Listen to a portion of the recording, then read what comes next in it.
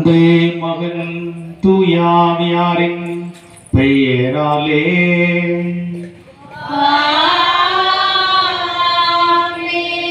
நம் ஆண்டவராகிய இயேசு கிறிஸ்துவின் அருளும் கடவுளின் அன்பும் தூயாவியாரின் நட்புறவும் உங்கள் அனைவரோடும் இருப்பதாக.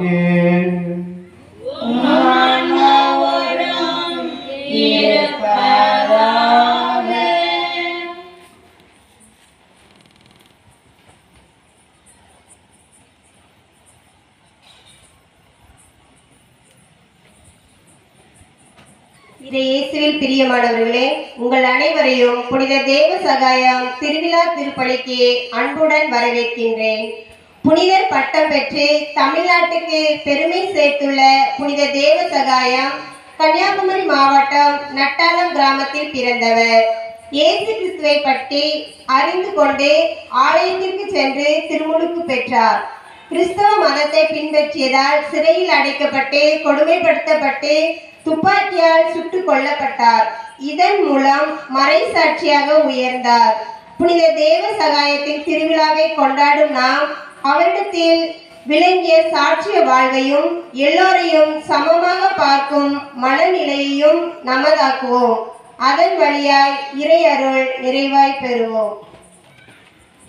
அன்புக்குள்ளே நமது இணை பாதுகாவலர் புனித தேவ சகாயம் தேவைகளை தேடி வந்து நிறைவேற்றும் புனிதராக இருக்கிறார். அவர் நமக்கு தேவைகளை தேடி வந்து நிறைவேற்றும் புனிதராக அவர் இருக்கிறார். இந்த நல்ல நாளிலே நாம் சிறப்பாக அருமையான விதத்திலே இந்த இடத்திலே குழுங்கி இருக்கிறோம். நாம் பல்வேறு விதமான தேவைகளோடு வந்திருக்கிறோம். அந்த தேவைகள் எல்லாம் அவர் தேடி வந்து நிறைவேற்றுகிற ஒரு புனிதராக இருக்கிறார்.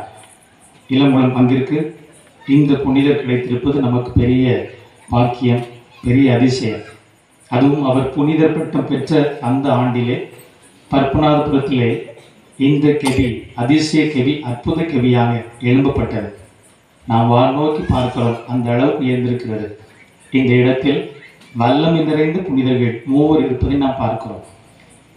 தூய அந்தோனியா கோடி அற்புதங்களை செய்யக்கூடியவர், புனித அன்னை தெரசா.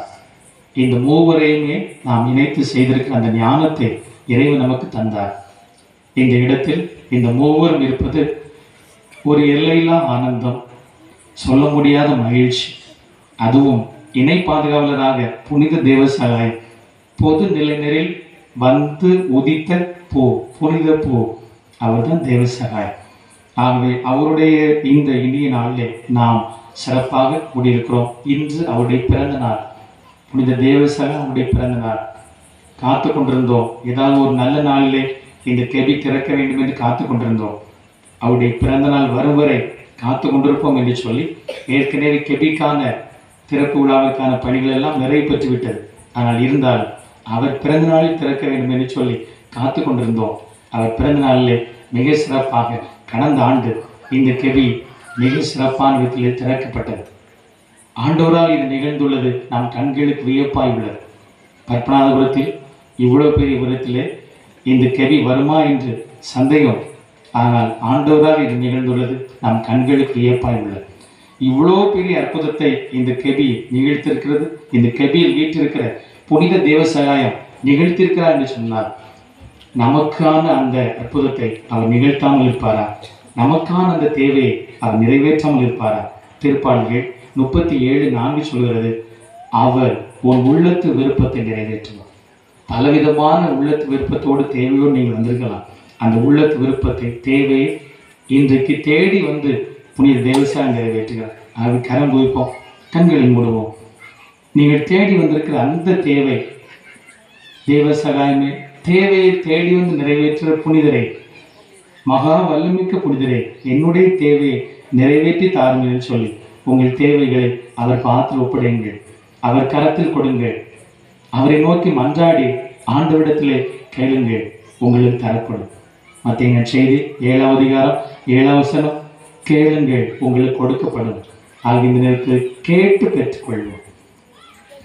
இந்த தெய்வீக திருப்பலிலே நம்மையே தகுதியாக்க பாவங்கள் தடையாக இருக்கின்றன, நம்முடைய குற்றங்கள் தடையாக இருக்கின்றன, நாம் செய்த தவறுகள் அதற்கு எதிராக நிற்கின்றன. அவற்றை எல்லாம் நினைத்து மன்னிப்பு கேட்போம். எல்லாம் வல்ல இறைவண்டமும் சகோதர சகோதரிகளே, உங்களிடமும் நான் பாவியை ஏற்றுக்கொள்கிறேன். ஏனெனில் என் சிந்தனையாலும் சொல்லாலும் செயலாலும் கடமையை தவறினாலும் பாவங்கள் பல செய்தேன். என் பாவமே என் பாவமே என் பெரும் பாவமே. ஆகையால் போதும் கன்னியாகுமரியாவையும் வானவர்களையும் சகோதர சகோதரிகளை உங்களையும் நாம் இறைவனாகிய ஆண்டவரிடம் எனக்காக வேண்டிக் கொள்ள மன்றாடுகிறேன். தலை வணங்கி மன்னிப்பாஸ் பெற்றுக்கொள்வோம். எல்லாம் உள்ள இறைவன் நம் மீது இரக்கம் வைத்து நம் பாவங்களை மன்னித்து நம்மை நிலை வாழ்வுக்கு அழைத்து செல்வாராக. ஆமென்.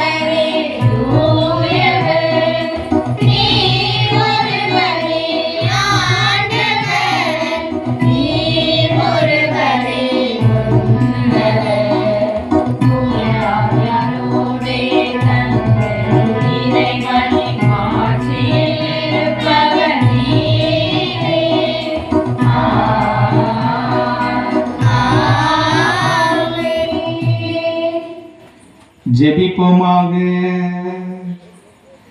பேரிரக்கமுள்ள எங்கள் ஆண்டவரே, எங்கள் இணை பாதுகாவலர், தேவைகளை தேடி வந்து நிறைவேற்றும் புனித தேவ சகாயம் தம் பாடுகளின் வேதனைகளை மேற்கொள்ள திருவுளம் கொண்டீரே.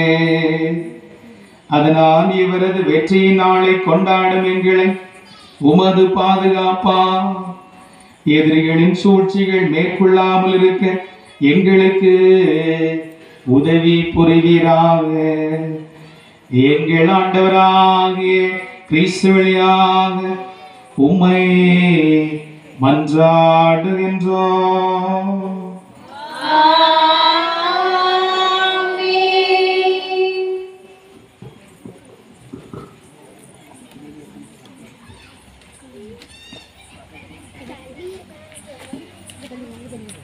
வாசக முன்னுரை.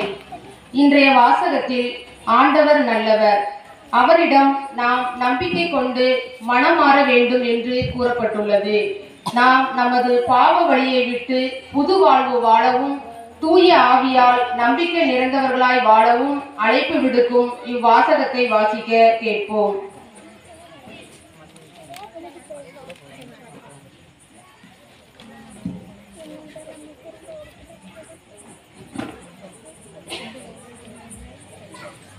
முதல் வாசகம். ஆண்டவராகிய இயேசு கிறிஸ்துவை பற்றிய நற்செய்தியை அறிவித்தார்கள். திருத்துதர் பணிகள் நூலிலிருந்து வாசகம். அதிகாரம் 11, இறைவார்த்தைகள் 19 26 முடிய. திருத்துதர் பணிகள் நூலிலிருந்து வாசகம். அதிகாரம் 11, இறைவார்த்தைகள் 19 26 முடிய.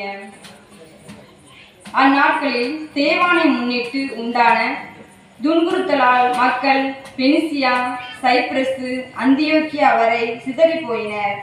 அவர்கள் யூதர்களுக்கு மட்டுமே இறைவார்த்தையை அறிவித்தார்கள், வேறு எவருக்கும் அறிவிக்கவில்லை. அவர்களுள் சைப்ரசு, சிரேன் ஆகிய இடங்களைச் சேர்ந்த சிலர் இருந்தனர். அவர்கள் அந்தியோக்கியாவுக்கு வந்து அங்குள்ள கிரேக்கரை அணுகி ஆண்டவராகிய இயேசுவை பற்றிய நற்செய்தியை அறிவித்தார்கள். ஆண்டவரின் கைவன்மையை அவர்கள் பெற்றிருந்தார்கள். பெருந்தொகையான மக்கள் நம்பிக்கை கொண்டு ஆண்டவரிடம் திரும்பினர். இந்த செய்தி எருசலேம் திருச்சபையினரின் காதில் விழவே அவர்கள் பர்னபாவை அந்தியோக்கியா வரை சென்று வர அனுப்பி வைத்தார்கள். அவர் அங்கு சென்றபோது கடவுளின் அருள் செயல்களை கண்டு மகிழ்ச்சி அடைந்தார். மேலும் உறுதியான உள்ளத்தோடு ஆண்டவரை சார்ந்திருக்குமாறு அனைவரையும் ஊக்கப்படுத்தினார். அவர் நல்லவர், தூய ஆவியால் ஆட்கொள்ளப்பட்டு நம்பிக்கை நிறைந்தவராய் பெருந்திரளான மக்களை ஆண்டவரிடம் சேர்த்தார். பின்பு சவுலை தேடி அவர் தர்சு நகர் சென்றார். அவரை கண்டு அந்தியோக்கியாவுக்கு அழைத்து வந்தார். அவர்கள் ஓராண்டு முழுவதும் அந்த சபையாரோடு கூடவே இருந்து பெருந்திரளான மக்களுக்கு கற்பித்து வந்தார்கள். அந்தியோக்கியாவில் தான் முதல் முறையாக சீடர்கள் கிறிஸ்தவர்கள் என்னும் பெயரை பெற்றார்கள். இது ஆண்டவர் வழங்கும் அருள்வாக்கு. இறைவனுக்கு நன்றி. Amen.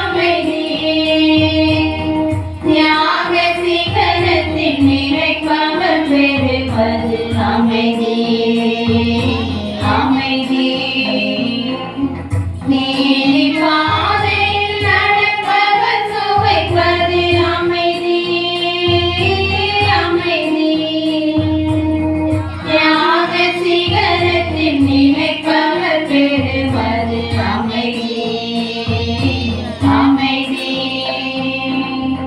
அன்பு மொழியை விதைத்திடுவோம் அருளின் பயிரை அறுத்திடுவார் அன்பு மொழியை விதைத்திடுவோம் அருளின் பயிரை அறுத்திடுவார் அமைதி அமைதி அமைதி எங்கும் என்றும் அமைதி அமைதி அமைதி அமைதி எங்கும் என்றும் அமைதி அமைதி தெய்வமே இறைவா என் இதய தலைவனே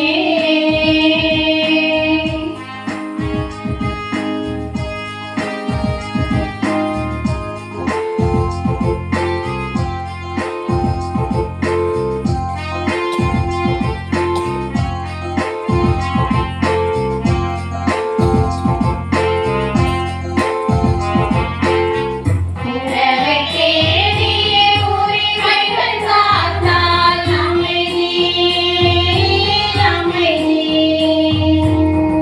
உயிரை மதித்தால் உண்மையில் நிலைத்தால் அமைதி அமைதி உறவை தேடிய உரிமைகள் காத்தால் அமைதி அமைதி உயிரை மதித்தால் உண்மையில் நிலைத்தால் அமைதி அமைதி போகும் வன்முறை ஒழித்திடுவோம் நீங்கும் ஆயுதம் களைத்திடுவோம் போகும் வன்முறை ஒழித்திடுவோம் நீங்கும் ஆயுதம் களைத்திடுவோம் அமைதி அமைதி அமைதி எங்கும் என்றும் அமைதி அமைதி அமைதி அமைதி எங்கும் என்றும் அமைதி அமைதி தெய்வமே இறைவா என் இதய தலைவனே அருள்வாய் அருள்வாய் யாம் ஏங்கி தேடுகின்ற அமைதி அமைதி அமைதி அமைதி எங்கும் என்றும் அமைதி அமைதி அமைதி அமைதி எங்கும் என்றும் அமைதி அமைதி தெய்வமே இறைவா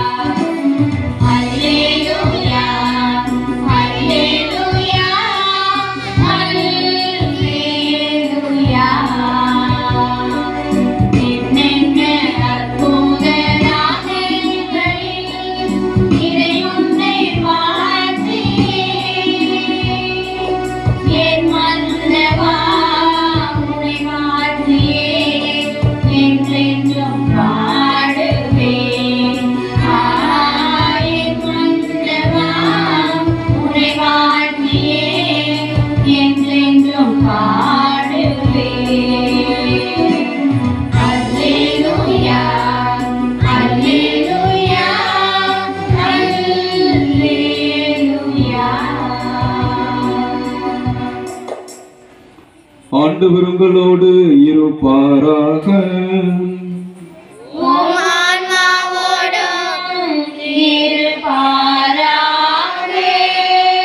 யோவான் எழுதிய தூய நற்செய்தியிலிருந்து வாசகம்.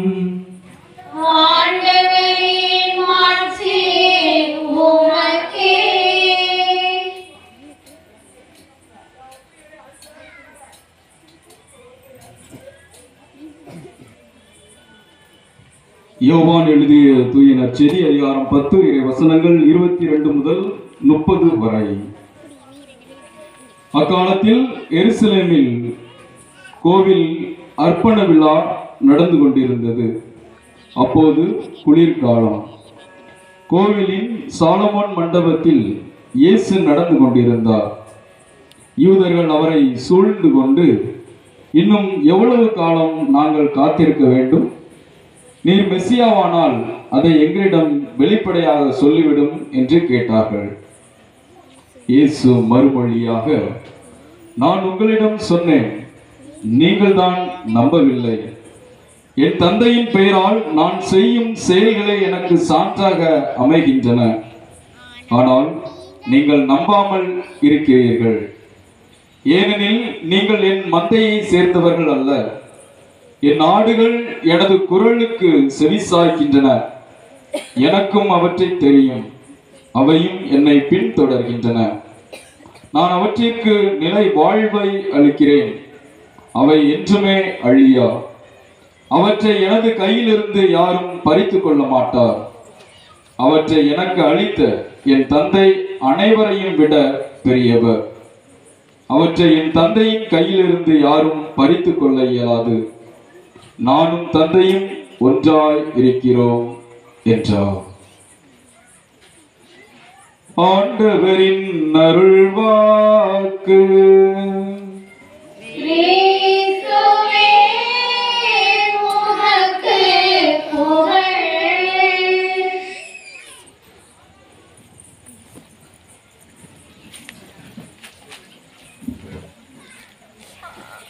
இயேசுவில் அன்பிற்கினியவர்களை, தேவைகளை தேடி வந்து நிறைவேற்றும் புனித தேவசாயத்தினுடைய திருவிழாவை இன்று நாம் சிறப்பித்துக் கொண்டாடுகின்றோம். இந்நன்னாளிலே உங்கள் அனைவருக்கும் பங்கு தந்தை சார்பாகவும் எனது சார்பாகவும் திருவிழா வாழ்த்துக்களை கூறிக்கொள்கின்றேன். கோதுமை மணி மண்ணில் விழுந்து மடித்தால்தான் மிகுந்த பலன் தரும். அது மடியாவிட்டால் அது அப்படியே இருக்கும் என்று ஆண்டவர் இயேசு கிறிஸ்து கூறுகிறார். அந்த கோதுமை மணி மண்ணில் மடிந்து அது ஒரு புதிய ஒரு துளிர் விட்டு அது வளர்ந்து நமக்கு ஒரு பயனை தருகின்றது. அதேபோல் ஒவ்வொரு புனிதருடைய வாழ்விலும் பார்க்கும் பொழுது அவர்கள் விசுவாசத்தை அல்லது இறை வார்த்தையை அவர்கள் நம்பி ஏற்றுக்கொண்டு அவர்கள் தங்களுடைய வாழ்வை கிறிஸ்துவுக்காக இழந்து ஒரு புதிய வாழ்வை நம் ஒவ்வொருவருக்கும் அவர்கள் கொடுத்தார்கள். அதற்கு உதாரணமாக நம் ஆண்டவர் இயேசு கிறிஸ்துவே ஒரு மறைசாட்சியாக நம் ஒவ்வொருவருக்கும் நிலை வாழ்வை கொடுப்பவராக இந்த உலகத்திற்கு வந்தார். அதே போல் அதை பின்பற்றின சீடர்கள் ஒவ்வொருவரும் திருத்துதலாக இருந்தாலும் சரி அல்லது இயேசுனுடைய இறை வார்த்தையை ஏற்று நம்பி வாழ்ந்த புனிதர்களாக இருந்தாலும் சரி, பொது நிலையினராக இருந்தாலும் சரி, அப்படிப்பட்டவர்கள் எல்லாம் கிறிஸ்துவை ஏற்றுக்கொண்டு அவர்கள் தங்களுடைய வாழ்வை அவர்கள் தியாகம் செய்தார்கள். இயேசுவுக்காக மறைசாட்சியாக மரித்தார்கள். அப்படிப்பட்ட மறைசாட்சியினுடைய அந்த விதைதான், அந்த இரத்தம் பல நபர்களை அவருடைய வாழ்வை அவருடைய அந்த நம்பிக்கையின் அடிப்படையில் வாழ்க்கை ஒவ்வொருவரையும் ஈர்த்தது. தொடக்க கால கிறிஸ்தவர் என்று பார்க்கும்போது இந்த முதல் வாசகத்தில் நாம் வாசிக்கிட்டோம். அந்தியோக்கியாவில் தான் சீடர்கள் முதலில் கிறிஸ்தவர்கள் என்ற பெயரை பெறுகின்றார்கள். அப்படிப்பட்ட கிறிஸ்தவர்கள் அவர்கள் அந்த நேரத்தில் அவர்கள் ஒன்றாய் இருந்து தங்களிடம் இருந்த உணவை உடைமைகளை எல்லாம் பகிர்ந்து கொடுத்து அவர்கள் ஒற்றுமையோடு வாழ்கின்றார்கள். ஆண்டவர் இயேசு கிறிஸ்துவின் நற்செய்தியில் கூறினார், நானும் தந்தையும் ஒன்றாய் இருக்கின்றோம் என்று கூறுகின்றார். ஆகவே அவர்கள் இந்த நற்செய்தியின் அடிப்படையில் அவர்கள் தொடக்க கால கிறிஸ்தவர்கள் நம்பிக்கையின் அடிப்படையில் ஒன்றாய் தந்தையாகிய கடவுளும் இயேசுவும் எப்படி ஒன்றாய் இருந்தார்களோ அவர்கள் தங்களுடைய வாழ்வில் தங்கள் அயலாரையும் அன்பு செய்து ஒருவருக்கொரு ஒற்றுமையோடும் ஒன்றாய் அவர்கள் வாழ்ந்து வந்தார்கள். கிறிஸ்துவின் விளிம்பின்படி அவர்கள் வாழ்ந்து வந்தார்கள். அப்படிப்பட்ட ஒரு வாழ்க்கை அவர் வாழ்ந்தவர்தான் தேவைகளை தேடி வந்து நிறைவேற்றும் நம் இணை பாதுகாவலர் புனித தேவ சகாயம். அவரை பற்றி நாம் பல இடங்களிலும் பல நேரங்களில் அருள்பணியாளர்கள் கொடுத்திருக்கலாம், அல்லது மன்றாட்டு மாலை, அல்லது நிறைய முறை நீங்கள் அவருடைய வாழ்க்கை வரலாறை கேட்டிருக்கலாம். ஆனால் ஒவ்வொரு முறையும் அவருடைய வாழ்க்கை வரலாறை கேட்கும் பொழுது நமக்கு ஒரு புதிய நம்பிக்கை நம் உள்ளத்தில் உருவெடுக்கின்றது. ஒரு புதிய விதை நம் உள்ளத்தில் விழுந்து நம்மை அறியாமல் கிறிஸ்துவை ஏற்றுக்கொண்டு கிறிஸ்துவனுடைய விளிம்புகளை பின்பற்றுவதற்குடியாக அந்த அவருடைய வாழ்க்கை வரலாறு நம் உள்ளத்தையும் நம்முடைய வாழ்வையும் ஒரு தாக்கத்தை ஏற்படுத்துகின்றது. ஆகவே அவருடைய வாழ்க்கையை பார்க்கும் பொழுது அவருடைய பரம்பரை அல்லது அவருடைய முற்காலத்தில் உள்ளவர்கள் எல்லாம் பார்க்கும் பொழுது மூதாதையர்கள் எல்லாம் அவர்கள் எல்லாம் கிறிஸ்தவர்கள் அல்ல, கிறிஸ்துவை அறியாதவர்கள். அப்படிப்பட்ட ஒரு அவர்கள் அந்நிய தேவதைக்கு அவர்கள் தெய்வங்களுக்கு அவர்கள் வழிபட்டு அதற்கு ஒரு பூசாரியாக இருந்த குடும்பத்தில் பிறந்தவர் தான். அப்படிப்பட்டவர் எப்படி ஆண்டவர் இயேசு கிறிஸ்துவை அன்றைய காலகட்டத்தில் ஏற்றுக்கொள்ள முடிந்தது, அவருடைய வாழ்வை எப்படி ஒரு தாக்கத்தை ஏற்படுத்தியது என்பதை நாம் சற்று இன்று ஆழமாக சிந்திப்போம். அவருடைய வாழ்க்கை வரலாறை பார்க்கும் பொழுது அவர் ஒரு பொது நிலையினராக தான் இருந்தார். அவர் சிறு வயதில் ஏற்கனவே நாம் கேள்விப்பட்டது போல நட்டாளம், கடந்த வருடம் நாங்கள் ஒரு சில பேர் அந்த அவருடைய நட்டாளம் அந்த கிராமத்திற்கு சென்று அவர் பிறந்த இடத்தில் வீடுகள் எல்லாம் சென்று சந்தித்தோம். அதை அங்கு நின்று பார்க்கும் பொழுது அவருடைய வாழ்க்கை வரலாறு தான் மனதில் எல்லாம் ஓடிக்கொண்டே இருக்கின்றது.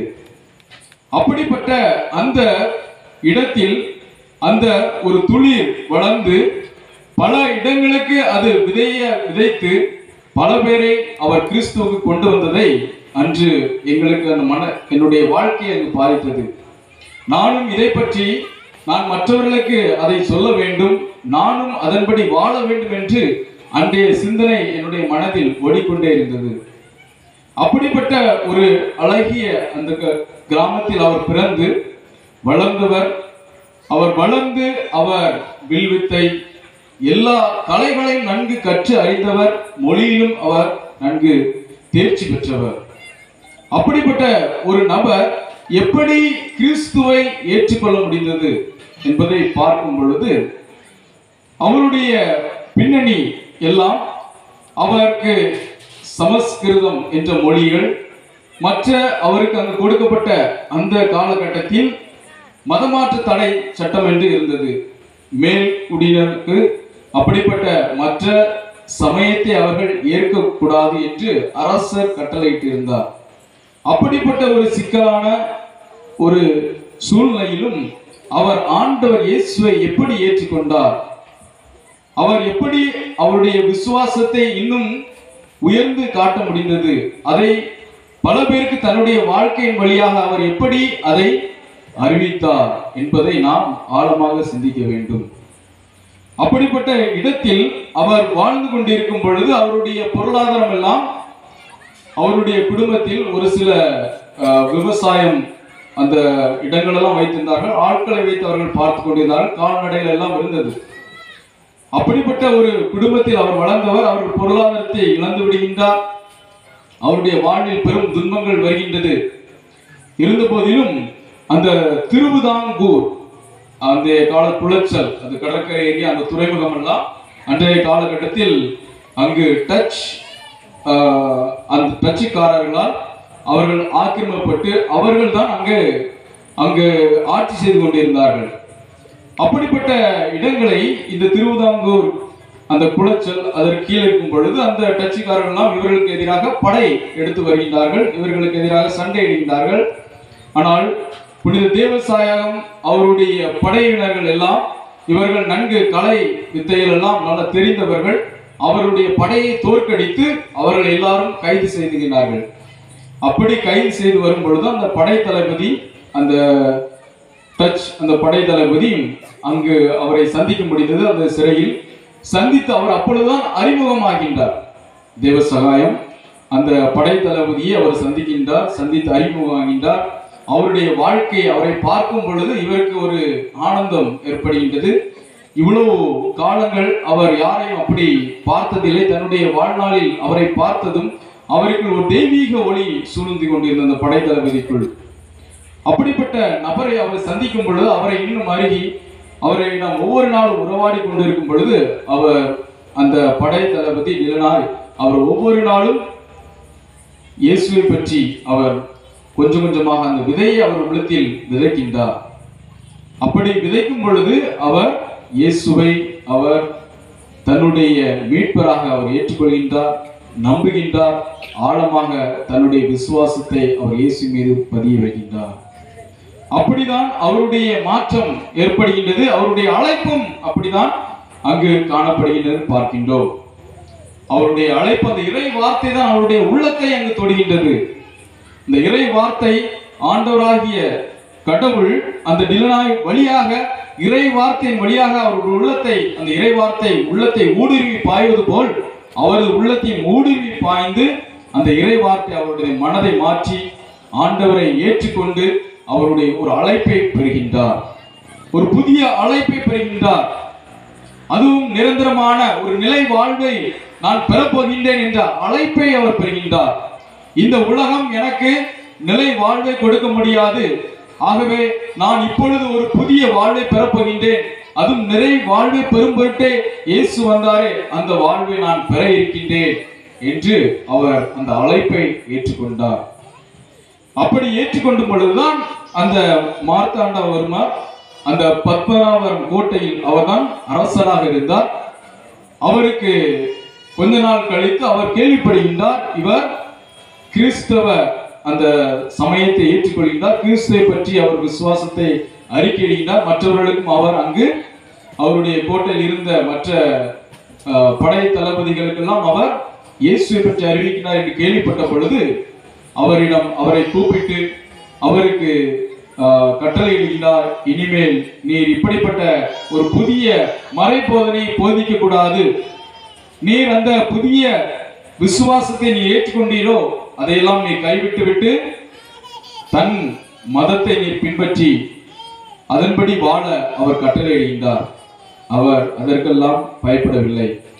அவர் எவ்வளவு அழகாய் நிம்மதியாய் இருந்திருக்கலாம், ஆனால் அவர் ஒருமுறை இயேசுவை எப்படி தன்னுடைய உள்ளத்தில் அவர் சந்திக்க முடிந்தது இறை வார்த்தையின் மூலமாக அந்த உயிர்த்த ஆண்டவரை அவர் சந்தித்தாரோ அப்பொழுது அவர் எல்லாத்தையும் இந்த உலகத்தை அவர் எல்லாம் குப்பை என கருதி அவர் கற்றிருந்த மொழிகள் கற்றிருந்த கலைகள் எல்லாம் அவர் தூக்கி எறிந்துவிட்டு இந்த படை தளபதியும் இந்த அரச குலத்தில் இருக்கின்ற நான் இவ்வளவு பெரிய பொறுப்பில் இருக்கின்ற ஒரு அதிகாரியாக நியமிக்கப்பட்டிருந்தாலும் எனக்கு இந்த அதிகாரம் பொறுப்பு எல்லாம் வேண்டாம் என்று அவர் உதறி எறிந்துவிட்டு தன்னையே தாழ்த்தி கொண்டு கிறிஸ்துவை ஆதரவைத்துக் கொண்டார் தன்னுடைய வாழ்வில்.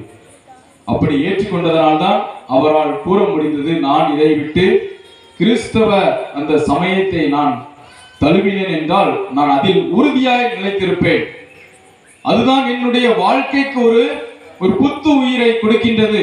நான் இவ்வளவு காலம் இருந்திருக்கிறேன், எனக்கு இப்படிப்பட்ட ஒரு நிம்மதியான ஒரு மனதிற்கு அமைதியான ஒரு வாழ்க்கை நான் வாழ்ந்ததில்லை.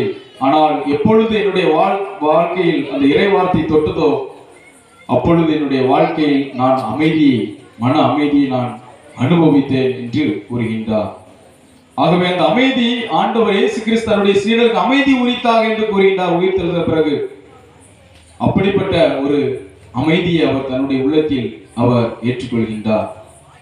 இயேசு கொடுக்கின்ற அந்த அமைதி அவர் அனுபவிக்கின்றார். ஒவ்வொரு நாளும் அதை தன் உள்ளத்தில் சிந்தித்து அதை தியானித்து அவர் அனுபவிக்கும் பொழுது அவர் இறைவனோடு ஒன்றித்திருப்பதை அவர் அனுபவிக்கின்றார். இறைவனை அறிதல் என்பது திருவிவிலிய பின்னணியில் பார்க்கும் பொழுது அறிதல் என்பது உள்ளார்ந்த உறவை குறிக்கின்றது. ஆகவே இயேசுவினுடைய அந்த உறவையும் அவருக்குள்ள ஏற்பட்ட அந்த உறவையும் அவர் அனுபவித்தார்.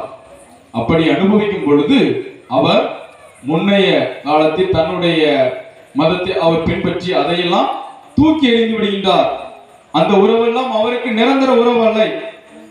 எப்பொழுது இறைவனுடைய வார்த்தை அவரை தொட்டதோ அதுதான் நிரந்தர உறவாக அவர் இயேசுவை ஒரு சொந்த மீட்பராக, நல்ல உயிர் கொடுக்கும் நிலை வாழ்வை கொடுக்கின்ற ஒரு உறவாக அவர் பார்த்தார். அதனால்தான் அவர் தன்னுடைய விசுவாசத்தை காத்துக்கொண்டார், தன்னுடைய விசுவாசத்தில் நிலைத்திருந்தார். ஆகவே அப்படிப்பட்ட நேரத்திலும் அவர் தெரியும் அவருக்கு என்னென்ன பிரச்சனைகள் எல்லாம் வரும் என்று தெரியும். இவருடைய வாழ்க்கையிலும் நம் ஆண்டவர் இயேசு கிறிஸ்துவின் வாழ்க்கையினுடைய இந்த பாடுகளையும் ஒரு சில நேரத்தில் நாம் ஒப்பிட்டு பார்க்கலாம். புனித தேவ சகாயத்தையும் அவர் எப்படி ஏற்றுக்கொண்டாரோ அவரை அதன் பிறகு அவரை கைது செய்து அவரை கட்டூனில் கட்டி அடிக்கிறார்கள். இயேசுவையும் அதே போல கட்டூனில் கட்டி அடித்தார்கள். ஆனால் தேவ சகாயத்திற்கு மறுபடியும் பாம்பு தேல் எல்லாம் போட்டு இந்த கொதிக்கின்ற அந்த சுண்ணாம்பில் அவரை தூக்கி போட்டு அவர் அதையெல்லாம் இயேசுவுக்காக தன்னையே நான் இழக்க தயாரா இருக்கின்றேன் என்று அவர் இயேசுவை தன்னுடைய வாழ்வில் தன்னுடைய உள்ளத்தில் அவர் இருத்தி இருந்ததனால் இயேசுவே எனக்கு நிலை வாழ்வை கொடுக்கின்றார், அப்படிப்பட்டவரை நான் மறுதலிக்க முடியாது, அவரே உண்மையான எனக்கு வாழ்விற்கு என்னுடைய வாழ்விற்கு ஒரு வழியாக இருக்கின்றார் என்று அவர் இயேசுவை தன்னுடைய வாழ்க்கையில் ஒரு குறிக்கோளாக தெளிவாக தன்னுடைய பாதையில் இருந்ததால் அவர் எல்லா துன்பங்களையும் அவர் தாங்க முடிந்தது. அவருக்கு என்று நல்லாக தெரியும். அதன் பிறகு அவர் அந்த மறைக்கல்விகள் எல்லாம் எங்கு கேட்கின்றார் என்றால் வடக்கன் குளத்தில் தான். திருமுழுக்கு எடுக்க போவதற்கு முன்னால மறைக்கல்வி அங்குள்ள பங்கு தந்தை அவர்கள் அவருக்கு கற்றுக் கொடுக்கின்றார். அவரும் நன்கு கற்றுக்கொண்டு தன்னுடைய மனைவிக்கும் அது கற்றுக்கொண்டு மனைவியும் திருமுழுக்கு பெறுகின்றார்கள். இருவரும் திருமுழுக்கு பெறுகின்றார்கள். திருமுழுக்கு பெறுதல் என்பது அவர்கள் தங்களையே கிறிஸ்துவோடு இணைத்துக் கொண்டார்கள். கிறிஸ்துவின் பிள்ளைகளாக மாறிவிட்டோம் என்பதை அவர் உணர்ந்தார்கள். தூயாவியை அவர்கள் பெற்றுக்கொண்டதை உணர்ந்தார்கள் திருமுழுக்கின். அதன் பிறகு கிறிஸ்தவர்கள் என்ற முத்திரையை அவர்கள் அதையும் உணர்ந்தார்கள். நாங்கள் கிறிஸ்தவர்கள், நாங்கள் கிறிஸ்துவை சார்ந்தவர்களாக மாறிவிட்டோம் என்று அவர்கள் அந்த திருமுழுக்கின் வழியாக அவர்களால் உணர்ந்து முடிந்தது. ஆகவே நாங்கள் இனிமேல் கிறிஸ்துவுக்கு சார்ந்தவர்கள் தான் இருப்போம், நாங்கள் இந்த உலகை சார்ந்தவர்களாக இருக்க மாட்டோம் என்று அவர்கள் இருவரும் கணவன் மனைவியும் அவர்கள் தீர்மானம் எடுத்தார்கள். அந்த தீர்மானத்தில் அவர்கள் கடைசி வரையும் நிலைத்திருந்ததை நாம் பார்க்க முடியும். ஆகவே அப்படிப்பட்ட ஒரு கொடுமையான சித்திரவதை செய்து அவரை அப்படிப்பட்ட ஒரு இன்னலுக்குள்ள நிலைமைக்கு ஆக்கிவிட்டார்கள். ஆனால் அவர் அதையெல்லாம் தாங்கி கொண்டு அந்த வெயில் அடிக்கின்ற அந்த சுடு வெயில் அந்த மணலில் அவர்களை உருட்டுகின்றார்கள். பாறையில் அவரை கட்டி அங்கு அவரை தள்ளுகின்றார்கள். நெருப்பு மாதிரி கொதித்து கொண்டிருக்கின்ற அந்த பாறையில் அவர் விழுகின்றார். தாகம் அடிக்கின்றது. அவருக்கு அந்த சாக்கடை நீரை கொடுக்கின்றார்கள். ஆனால் ஆண்டவர் இயேசு கிறிஸ்து சிலுவையில் தொங்கி கொண்டிருக்கும் தாகமா இருக்கிறேன் கூறுகின்றார். ஆனால் ஆண்டவர் இயேசு கிறிஸ்து கூறுகின்ற அந்த தாகமா இருக்கிறேன் என்றால் நம்முடைய அன்புக்காக அவர் தாகமா இருக்கிறார். ஆனால் அங்கு இருக்கின்றவர்கள் அதை புரிந்து கொள்ளாமல் அவர்கள் கசப்பு நீரை அதை காடியே கொடுக்கின்றார்கள். அதே போல் இங்கு தேவ சகாயத்திற்கு அந்த சாக்கடை நீரை அவர் குடிக்க கொடுக்கின்றார்கள். ஆனால் அதன் பிறகு அவர் தாகமா இருந்த பொழுது அவர் அந்த பாறையை அவர் ஆண்டவரை நோக்கி மன்றாடுகின்றார். அந்த இன்னல்கள் அப்படிப்பட்ட நேரத்தில் அதை அவர் தன்னுடைய கையால் இடித்து அந்த ஆண்டவர் வாழ்வெளிக்கும் நீராக அவருக்கு வருகின்றார். வாழ்வெளிக்கும் வார்த்தையானவர் அவரை தொட்டார். இப்பொழுது அதே இன்னலுக்குள் அவர் போய்கொண்டிருக்கும் பொழுது, அந்த சித்திரவதை படுகொண்டிருக்கும் பொழுது, மன வேதனைக்குள் இருக்கும் பொழுது ஆண்டவர் அங்கு வாழ்வெளிக்கும் நீராக அவருக்கு வருகின்றார். இப்படி அவருடைய துன்பங்களில் ஆண்டவர் இயேசு கிறிஸ்துவினுடைய பாடுகளை ஒப்பிட்டு அவர் இயேசுவை தந்த துன்புறும் மெசியாவாக தன்னுடைய வாழ்வில் அவர் அனுபவித்தார். இயேசுப்பட்ட அந்த துன்பங்களை எல்லாம் அவர் தன்னுடைய அந்த துன்பங்களில் தன்னையே இணைத்துக் கொண்டார் இயேசுவோடு. அப்படி ஏற்றுக்கொண்டதால் தான் அவரால் இந்த நான் கிறிஸ்தவன் என்று சொல்ல முடிந்தது, நான் கிறிஸ்தவை சார்ந்தவன் என்று அவரால் நிரூபிக்க முடிந்தது தன்னுடைய செயல்களின் வழியாக. ஆகவே அப்படிப்பட்ட நம் தேவைகளை நிறைவேற்றும் நம் பாதுகாவலர் புனித தேவ சகாயம் அவர்கள் அவர்களும் அங்கிருந்து அழைத்து செல்லப்பட்டு இயேசுவும் அந்த பாடுகள் அவரையும் அந்த சிலுவை சுமக்க வைத்து தடிகளால் அடித்து அவரையும் அந்த முள்முடி சுமத்தி அவரை எப்படி சித்திரவதை செய்தார்களோ அதே போல் இவரையும் அவர் கல்வாரி மலையை நோக்கி சென்றார், இவர் இந்த ஆரவாய் மலையை நோக்கி செல்கின்றார். அப்படி செல்கின்ற பொழுது இவருக்கு அந்த இடம் தெரியாது, எங்கு கொண்டு செல்கின்றார்களோ என்ன செய்ய போகின்றார்கள் என்றோ அவருக்கு தெரியும்.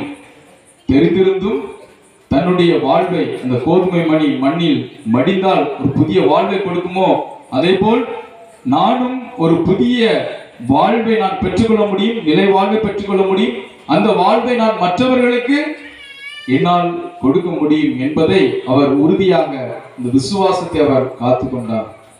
ஆகவே அப்படி ஆரவாய் மொழிக்கு அவரை அழைத்து செல்லும் பொழுது அவர் அழைத்து சென்று அவரை அங்கு மலைக்கு அவரை ஏற்றிச் செல்ல கொண்டிருக்கும் பொழுது அவரை அடித்து சித்திரவதை செய்திருப்பார்கள். அன்றைய காலகட்டத்தில் படிகள் எல்லாம் ஒன்றும் இருந்திருக்காது, கரடுமுரடான பாதைகள். அதிலும் அவரை கீழே தள்ளி அவரை ரொம்ப கொடுமைப்படுத்தியிருப்பார்கள். அவர் இயேசுக்காக எல்லாம் தாங்கி கொண்டார். அப்படிப்பட்ட ஒரு புனிதரிடம் நாம் அவர் அப்படிப்பட்ட சூழ்நிலையிலும் ஆண்டவரிடம் அவர் மனதளவிலும் உள்ளத்தளவிலும் ஆண்டவரிடம் மன்றாடி கொண்டே இருக்கின்றார். அந்த மக்களுடைய மாற்றத்திற்காக அவர் மன்றாடி கொண்டிருக்கலாம். அந்த மக்களுடைய வாழ்வு என் வழியாவது அவர்கள் இயேசுவை ஏற்றுக்கொள்ளட்டும் என்று அந்த துன்பங்களை எல்லாம் அவர் தாங்கி இருக்கலாம். அந்த துன்பத்தின் வழியாக தான் மீட்பு உண்டு என்று நாம் வாசிக்கின்றோம் விவிலியத்தில். அவர் அதை நன்கு அறிந்திருந்தார். துன்பத்தின் வழியாக தான் மீட்பு கிடைக்கும். இயேசு துன்பத்தின் வழியாக தான் இந்த உலகத்தில் உள்ள எல்லாருக்கும் மீட்பை கொடுத்தார். அதே போல் நான் இயேசுவை ஏற்றுக்கொண்டேன், இயேசுக்கு நான் கிறிஸ்துவை சார்ந்தவனாக இருக்கின்றேன்.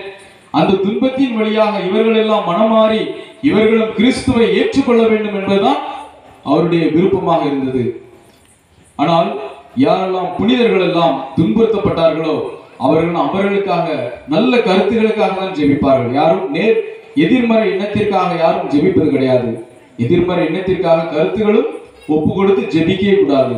அது எதிரியாக இருந்தாலும் சரி, யாராக இருந்தாலும் சரி, அவருடைய மனமாற்றத்திற்காக நல்ல கருத்துக்காக தான் ஜெபிக்க முடியும்.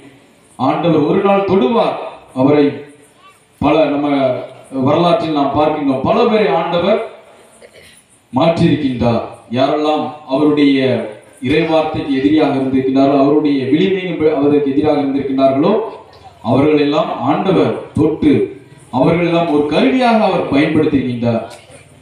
அப்படிப்பட்ட ஒரு பொது நிலைஞர். இவருடைய பின்புலம் அவ்வளவு கிறிஸ்தவ குடும்பத்தில் இல்லை. மற்ற புனிதர்கள் எல்லாம் நாம் பார்த்திருக்கலாம். நம் இந்திய நாட்டுக்கு வந்த புனித தோமையார், புனித சவேரியார், புனித ஜான் பிரிட்டோ, இவர்கள் எல்லாம் கிறிஸ்துவ பின்னணியில் வளர்ந்து கிறிஸ்துவ குடும்பத்தில் பயபக்தியுடன் வாழ்ந்து அவர்களுக்கு அங்கு நன்கு கற்றுக் கொடுக்கப்படுகின்றது. ஆனால் இவர் எந்த ஒரு பின்புலமும் இல்லாமல் அவர் ஒரு பட தளபதியை சந்தித்து அதன் வழியாக அவர் கற்றுக்கொண்டு அந்த பங்கு தந்தை வடக்குமூலத்தில் அந்த மறைக்கல்வியெல்லாம் கற்றுக்கொண்டு அவர்கள் வழியாக இவர் விசுவாசத்தை ஆண்டவர் இயேசு மீது நம்பிக்கை கொண்டு ஏற்றுக்கொண்டு அதன்படி தன்னுடைய விசுவாசத்தை காத்துக்கொண்டு அதில் உறுதியாக நிலைத்திருந்து அவர் இன்று இறுதி வரை தன்னுடைய வாழ்க்கையில் நான் கிறிஸ்துவை சார்ந்துதான் இருப்பேன், கிறிஸ்துவுக்காக மரிப்பேன் என்று அவர் தீர்மானம் கொண்டார்.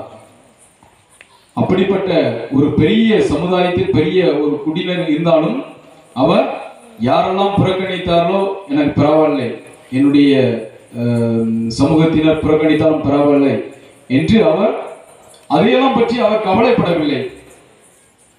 அவர் கவலை ஒன்று, எல்லா மக்களும் கிறிஸ்துவை ஏற்றுக்கொள்ள வேண்டும் என்பதுதான் அவருடைய ஜெபமாக இருந்தது. அந்த அக்னி அந்த வேதனையில் அவர் சித்திரவதை பண்ணி இருக்கும் பொழுது எல்லா மக்களும் இந்த மக்களும் மனமாறி இயேசுவை ஏற்றுக்கொள்ள வேண்டும், இயேசுக்காக வாழ வேண்டும் என்பதுதான் அவருடைய ஜெபமாக இருந்தது.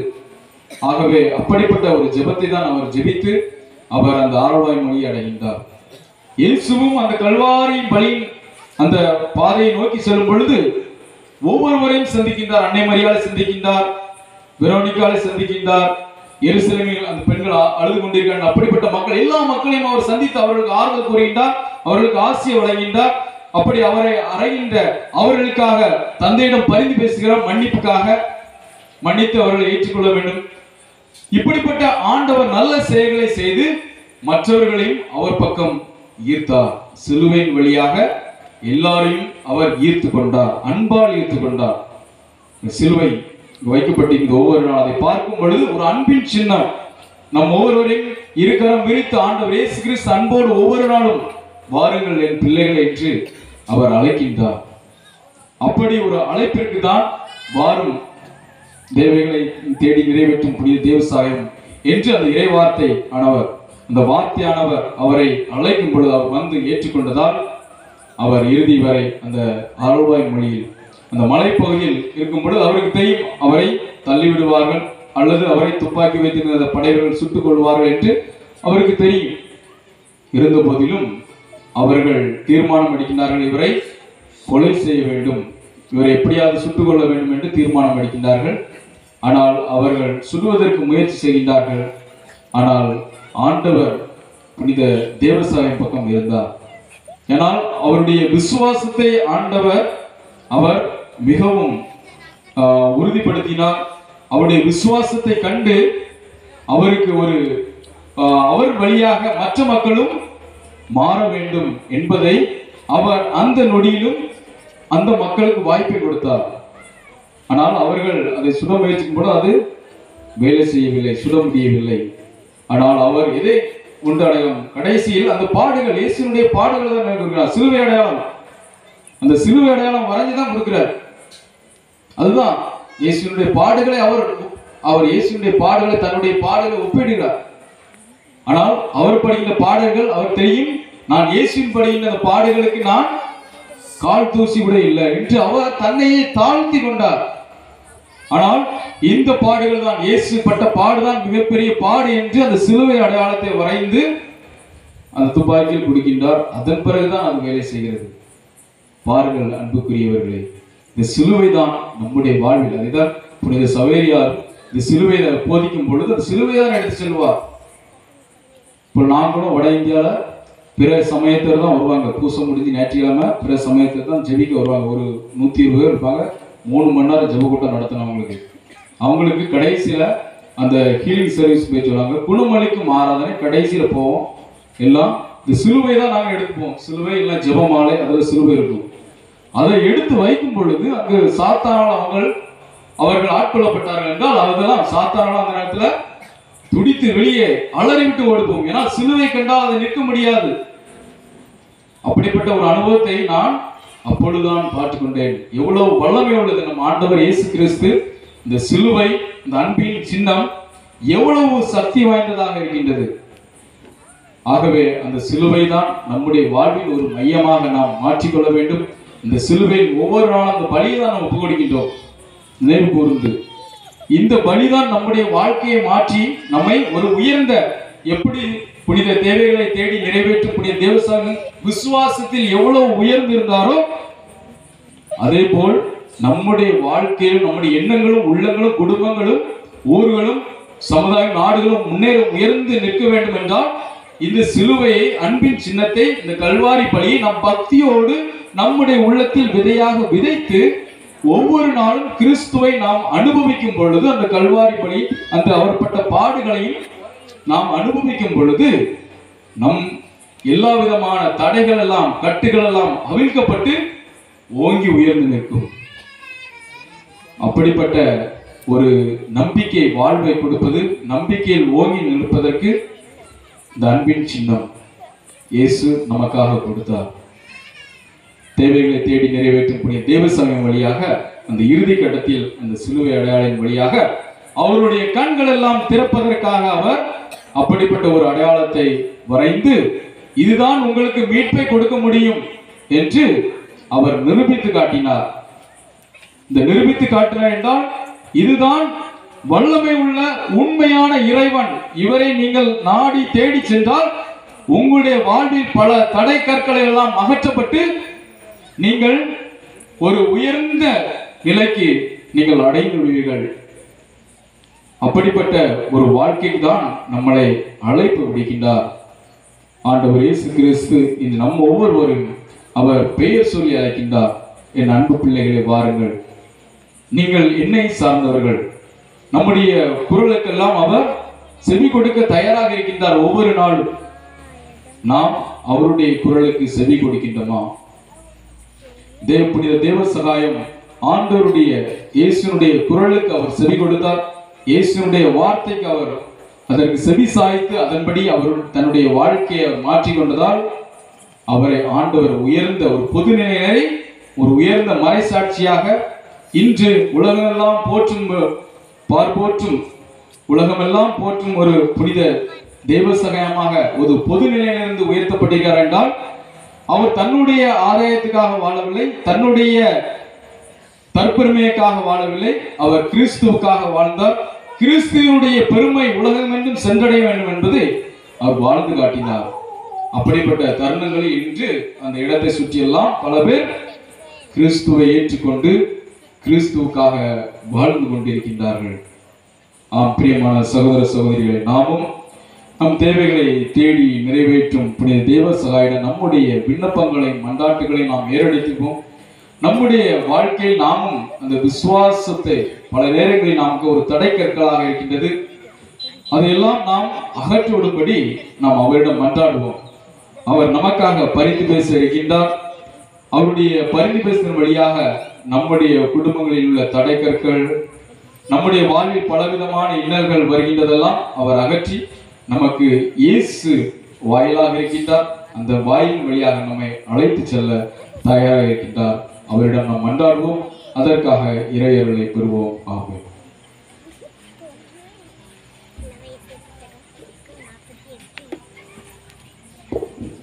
அன்புக்குரிய இந்த நேரம், எழுந்து நிற்க வேண்டிய நேரம்.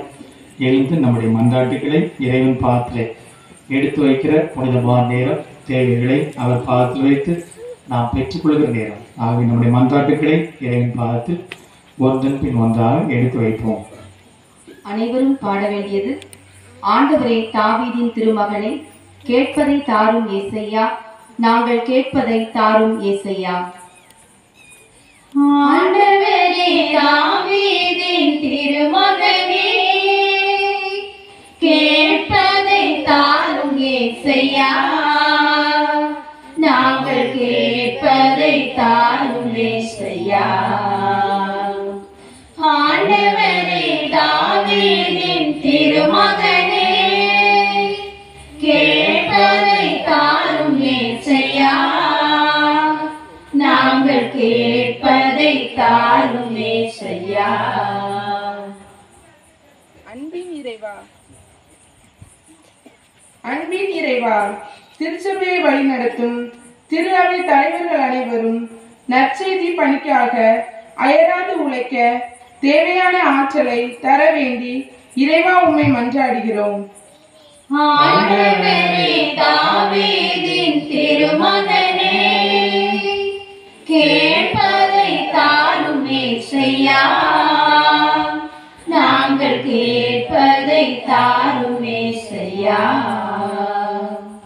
காத்து வழி நடத்துபவரே எம் இறைவா, நாட்டை ஆளும் தலைவர்கள் நீதி நேர்மையுடனும் மக்களுக்காக உழைக்கும் நல்ல தலைவர்களாகவும் வாழ வரம் தர வேண்டும் என்று இறைவா உம்மை மன்றாடுகிறோம். ஆண்டவரே தாவீதின் திருமகனே, கேட்பதை தாரும் ஏசையா, நாங்கள் கேட்பதை தாரும் ஏசையா. தாயும் தந்தையுமான இறைவா, இந்திய வழிபாட்டில் கலந்து கொண்டுள்ள ஒவ்வொருவருக்காகவும் வேண்டுகிறோம். அவரவர் விருப்பம் வரம் பெற்று மன மகிழ்ச்சியுடனும் நிறைவுடனும் வாழ வரம் வேண்டும் என்று இறைவா உண்மை மன்றாடுகிறோம். ஆண்டவரே தாவீதின் திருமகனே, கேட்பதை தாரும் ஏசையா, நாங்கள் கேட்பதை தாரும் ஏசையா. அன்பு தந்தையே இறைவா, புனித தேவ சகாயம் திருவிழாவை கொண்டாடி மகிழும் நாங்கள் அவரின் அடிச்சுவடுகளை பின்பற்றி உன்னதமான வாழ்வு வாழ தேவையான அருளை தர வேண்டி இறைவா உம்மை மன்றாடுகின்றோம். ஆண்டவரே தாவீதின் திருமகனே, கேட்பதை கேட்பதை தாரும் ஏசையா. வாழ்வின் ஊற்றை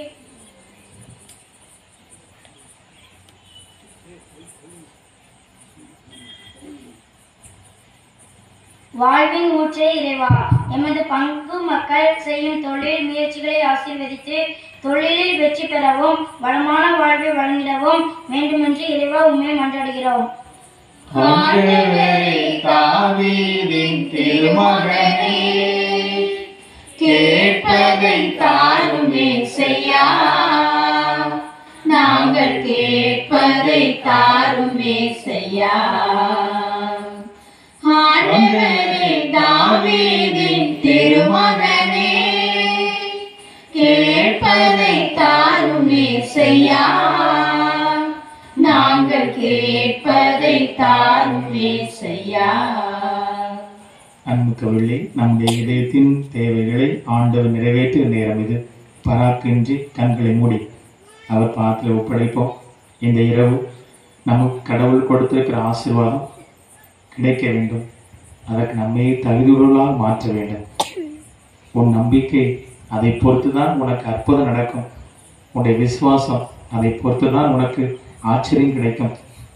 உன்னுடைய ஈடுபாடு, ஆர்வம் அதை பொறுத்து தான் நீ வளருவாய். ஆகவே ஆண்டவர் மட்டிலே ஈடுபாடு கொண்டவர்களாக, ஆர்வம் உள்ளவர்களாக, நம்பிக்கை கொண்டவர்களாக நாம் மாறுவோம். அதற்காக முயற்சி எடுப்போம். இதயத்தின் விண்ணப்பங்கள், தேவைகள் அனைத்தையும் ஒப்படைப்போம். ஒருவேளை இதயம் கலக்கப்பட்டிருக்கலாம், ஒருவேளை இதயம் வேதனையோடு இருக்கலாம். அந்த வேதனைகளை எடுத்து வைப்போம். ஒருவேளை நாம் மகிழ்ச்சியோடு இருக்கலாம். இறைவன் செய்த செயலுக்காக இந்த நேரத்தில் மகிழ்ச்சியோடு இருக்கலாம். மகிழ்ச்சியை ஆண்டவர் பார்த்து எடுத்து வைப்போம். எல்லாமே என் கடவுள் எனக்கு செய்து தருவார் என நம்புவோம். உங்கள் நிலைமை மாறும். இதுபோல எப்போதும் இருப்பதில்லை. உங்கள் நிலைமை மாறும். மாறுகிற நேரம் இந்த நேரம், இந்த இரவு நேரம். கடவுள் எல்லாவற்றையும் மாற்றக்கூடியவர். அவரால் எல்லாம் நிகழும். ஆகவே அவரை நம்பி வாழ்வை ஒப்படைத்து சரணாகதியாக்குவோம். நம்மை அவர் பாதத்தில் கொடுப்போம். பேரிரக்கமுள்ள இறைவா, இந்த இரவு நேரத்திலே எங்களே உம் பாதத்தில் தருகிறோம். எங்களே உமக்கு கையளிக்கிறோம், காணிக்கையாக்குகிறோம். ஏற்றுக்கொள்ளும். எங்களையே வழிநடத்தி பாதுகாத்துக் கொள்ளும். எங்கள் ஆண்டவராக இயேசு கிறிஸ்து வழியா உம்மை நோக்கி மன்றாடுகிறோம். ஆமென்.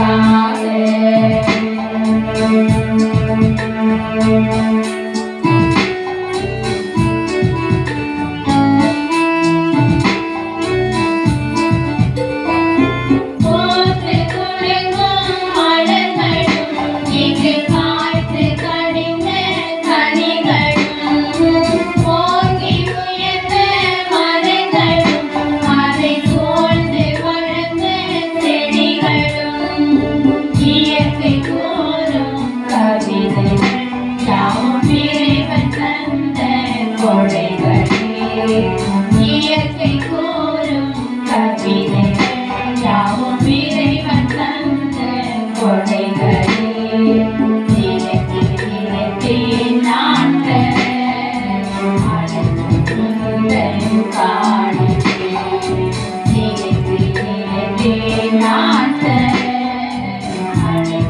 என் இதயம் பாடும் இனிய பாடல் இறைவா உமக்காக. இதயத்தில் காணும் படைப்பு யாவும் இறைவா எனக்காக. அன்பிக்க சகோதர சகோதரிகளே, என்னுடைய உங்களின் மானை திருப்பலி எல்லாம் உள்ள தந்தையாக இறைவனு கேட்டதாகும்படி மன்றாடுங்கள். ஆண்டவர் தம் திருப்பெயரின் புகழ்ச்சிக்காகவும் மாட்சிக்காகவும் நமது நன்மைக்காகவும் புனித திரு அவை அனைத்தின் நலனுக்காகவும் உமது கையிலிருந்து இப்பலியை ஏற்றுக்கொள்வாராக. ஆற்றல் நிறைந்த ஆண்டவரே, உமது ஆசியார் இக்காணிக்கைகளை புனிதப்படுத்த உம்மை வேண்டுகின்றோம். உமது கொடையினா எங்கள் துணை பாதுகாவலர் தேவைகளை தேடி வந்து நிறைவேற்றும் புனித தேவசகாயம் தம் உடலின் துன்பங்கள் அனைத்தையும் வெற்றி கொண்டது போல நாங்களும் உமது அதே அன்பு தீயினால் பற்றி எறிவோமாக. எங்கள் ஆண்டவராகிய கிறிஸ்து வழியாக உம்மை மன்றாடுகின்றோம்.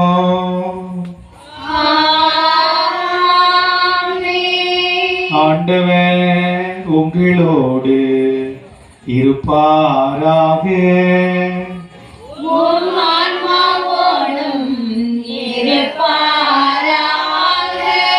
இடங்களை மேலே எழுப்புங்கள்.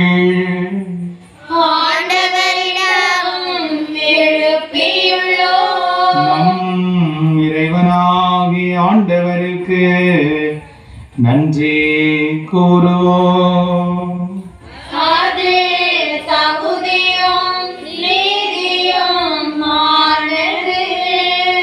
ஆண்டவரை தூயவரான தந்தையே, என்றும் உள்ள எல்லாம் வல்ல இறைவா, எந்நாளும் எவ்விடத்திலும் நாங்கள் உமக்கு நன்றி செலுத்துவது மெய்யாகவே தகுதியும் நீதியுமாகும். எங்கள் கடமையும் மீட்புக்குரிய செயலுமாகும். ஏனெனில் மறை சாட்சியான புனித தேவசகாயம் உமது பெயரை அறிக்கையிட்டு கிறிஸ்துவை பின்பற்றி இரத்தம் சிந்தி மாண்புமிக்க அரும்பெரும் செயல்களை உலகறிய காட்டுகின்றார். இவ்வாறு நீர் எங்கள் ஆண்டவராகிய கிறிஸ்து வழியாக எங்கள் வலுவின்மையில் உமது வல்லமை சிறந்தோங்க செய்து வலுவற்றவர்களை உமது ஆற்றல் மிகு சாட்சிகளாக திகழச் செய்கின்றீர். ஆகவே ஆற்றல் மிகுந்த விண்ணவரோடு சேர்ந்து நாங்களும் இம்மண் உலகில் இடையராது உமது ஆட்சியை கொண்டாடி முடிவின்றி ஆர்ப்பரிப்பதாவது.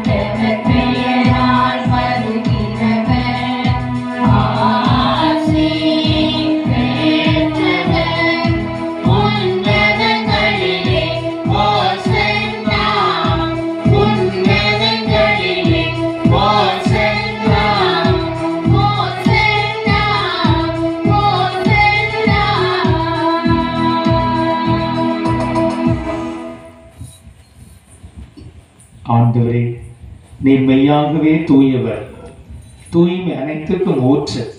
உம்முடைய ஆவியை பொழிந்து இக்காணிக்கைகளை தூய்மைப்படுத்த உம்மை வேண்டுகிறோம். இவ்வாறு எங்கள் ஆண்டவர் இயேசு கிறிஸ்துவை உடலும் இரத்தமாக எங்களுக்கு இவை மாறுவனமாக. அவர் பாடுபட உளம் கணித்து தம்மை கையளித்த போது அப்பத்தை எடுத்து நன்றி செலுத்தி அதை பிட்டு தம் சீடர்களுக்கு அளித்து கூறியதாவது: அனைவரும் இதிலிருந்து பெற்று உண்ணுங்கள், ஏனெனில் இது உங்களுக்காக கையளிக்கப்படும் என் உடல்.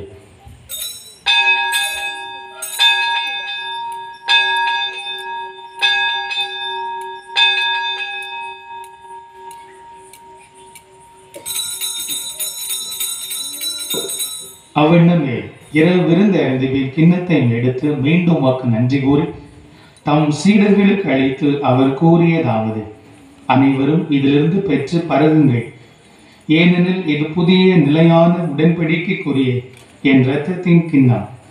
இது பாவ மன்னிப்புக்கென்று உங்களுக்காகவும் பலருக்காகவும் சிந்தப்படும். இதை என் நினைவாக செய்யுங்கள்.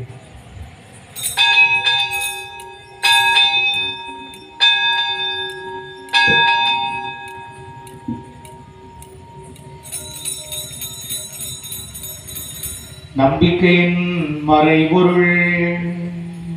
ஆண்டவரே, நீர் வருமளவும் உமது இறப்பினை அறிக்கையிடுகின்றோம், உமது உயிர்ப்பினையும் எடுத்துரைக்கின்றோம். ஆகவே ஆண்டவரே, நாங்கள் கிறிஸ்துவின் இறப்பினை உயிர்ப்பை நினைவுகூர்ந்து வாழ்வதற்கு அப்பத்தையும் மீட்பளிக்கும் கிண்ணத்தையும் உமக்கு ஒப்புக் கொடுக்கின்றோம். உம் திருமுன் நின்று உமக்கு ஊழியம் புரிய தகுந்துள்ளன எங்களை ஏற்றுக்கொண்டேன். எனவே உமக்கு நன்றி செலுத்துகிறோம். மேலும் கிறிஸ்துவின் உடலிலும் இரத்தத்திலும் பங்குள்ளும் எங்கள் தூய் ஆவியார் ஒன்று சேர்க்க வேண்டுமென உம்மை தாழ்மையை மன்றாடுகிறோம்.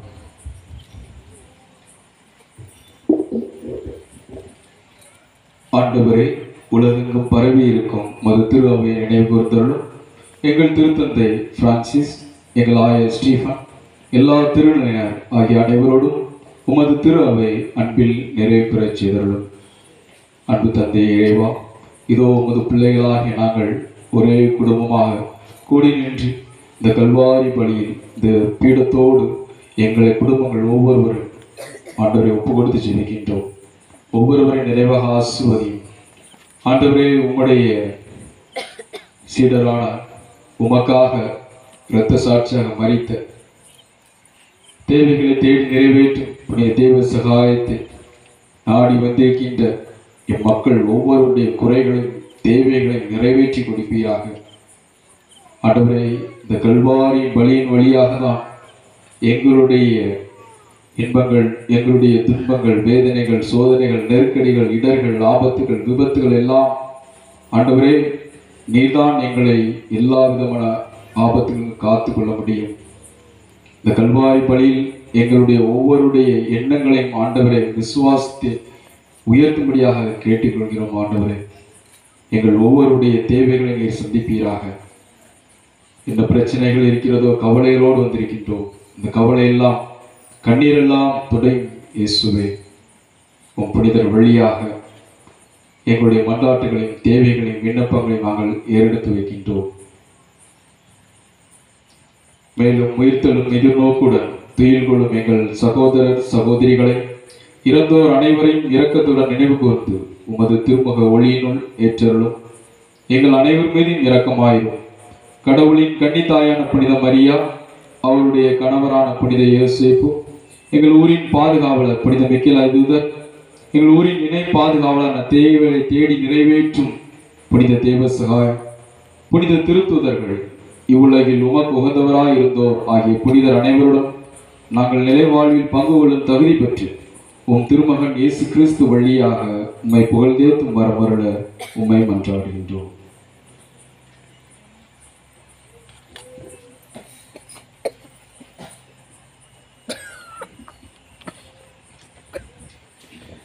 இவர் வழியாக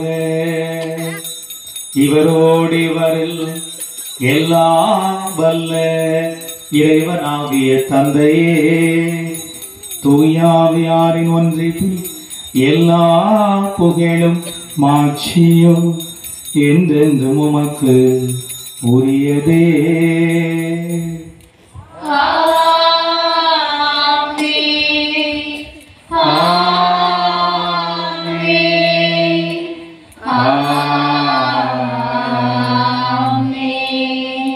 மீட்பரின் கட்டளையால் கற்பிக்கப்பட்டு இறை படிப்பினையால் பயிற்சி பெற்ற நாம் மகிழ்ந்து பாடுவோம். விண்ணுலகில் இருக்கிற எங்கள் தந்தையே, உமது பெயர் தூயது என போற்றப் பெறுக. உமது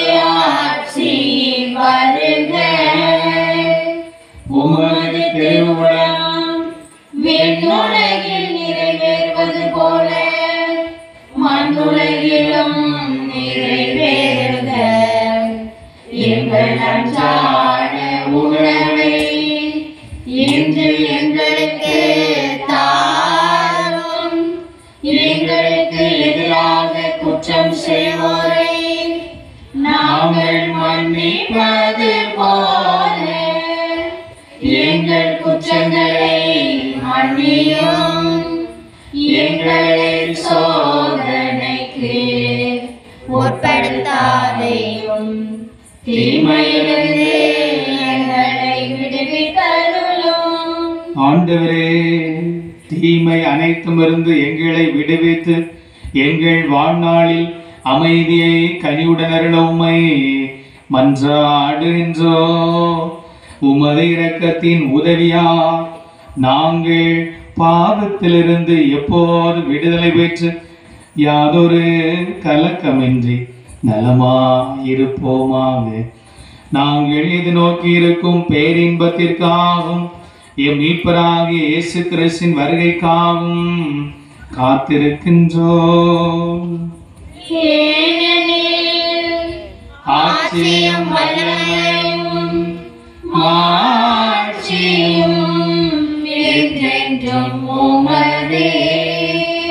ஆண்டவரே இயேசு கிறிஸ்துவே, அமைதியை உங்களுக்கு விட்டுச் செல்கிறேன், என் அமைதியை உங்களுக்கு அளிக்கிறேன் என்று உம் திருத்தோர்களுக்கு மொழிந்தீரே. எங்கள் பாவங்களை பாராமல் உமது திரு அவை நம்பிக்கையை கண்ணோக்கி உமது திருவுளத்திற்கு ஏற்ப அதற்கு அமைதி ஒற்றுமையும் அளித்தருளும்.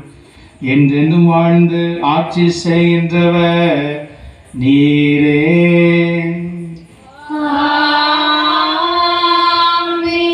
ஆண்டவருடைய அமைதி உங்களோடு என்றும் இருப்பதாக.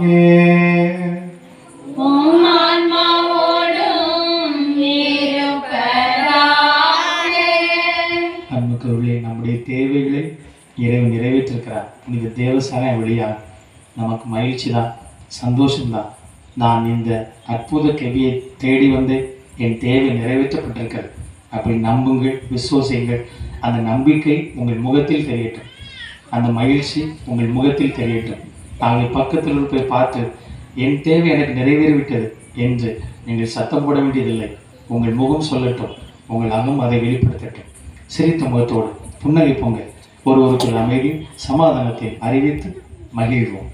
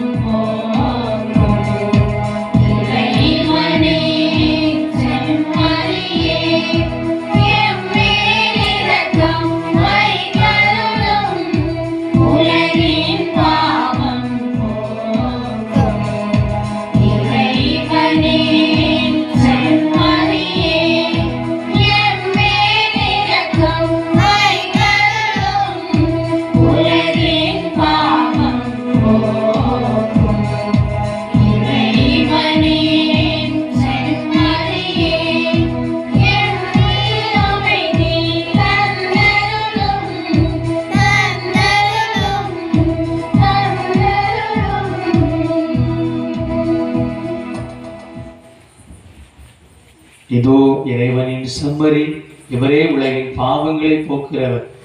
இந்த செம்மறியின் விருந்துக்கு அழைக்கப்பட்ட நாம் அனைவரும் பெயர் பெற்றோம். ஆண்டவரே, நீர் என்னிடத்தில் எழுந்துள்ள நான் தகுதியற்றவள், ஆனால் ஒரு வார்த்தை மட்டும் சொல்லியருளும், எனது ஆன்மா நலமடையும்.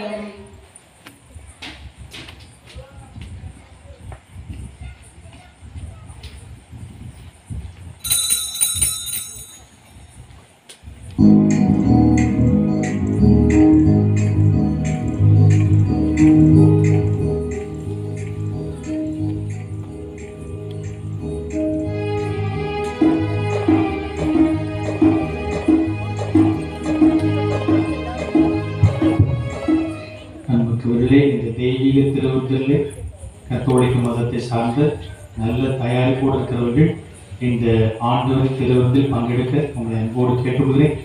மற்றவர்கள் உங்கள் இடத்திலே இருந்து அமைதியாக ஜெபிக்க உங்களை பாசத்தோடு கேட்டுக்கொள்கிறேன்.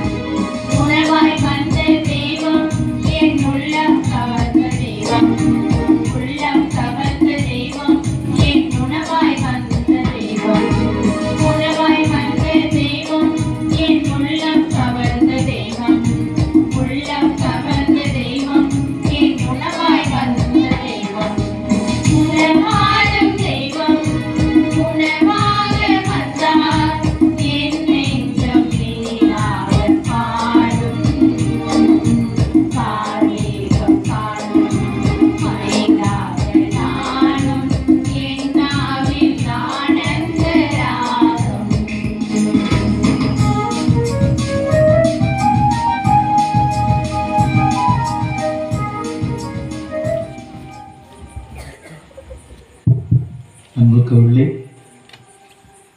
நன்றி மன்றாட்டு முடிந்த பிறகு நாம் பத்மநாதபுரம் புதிய ஆலயம் கட்டுகிற ஜெபத்தை நாம் அனைவரும் சேர்ந்து சொல்ல உங்களை அன்போடு கேட்டுக்கொள்கிறேன்.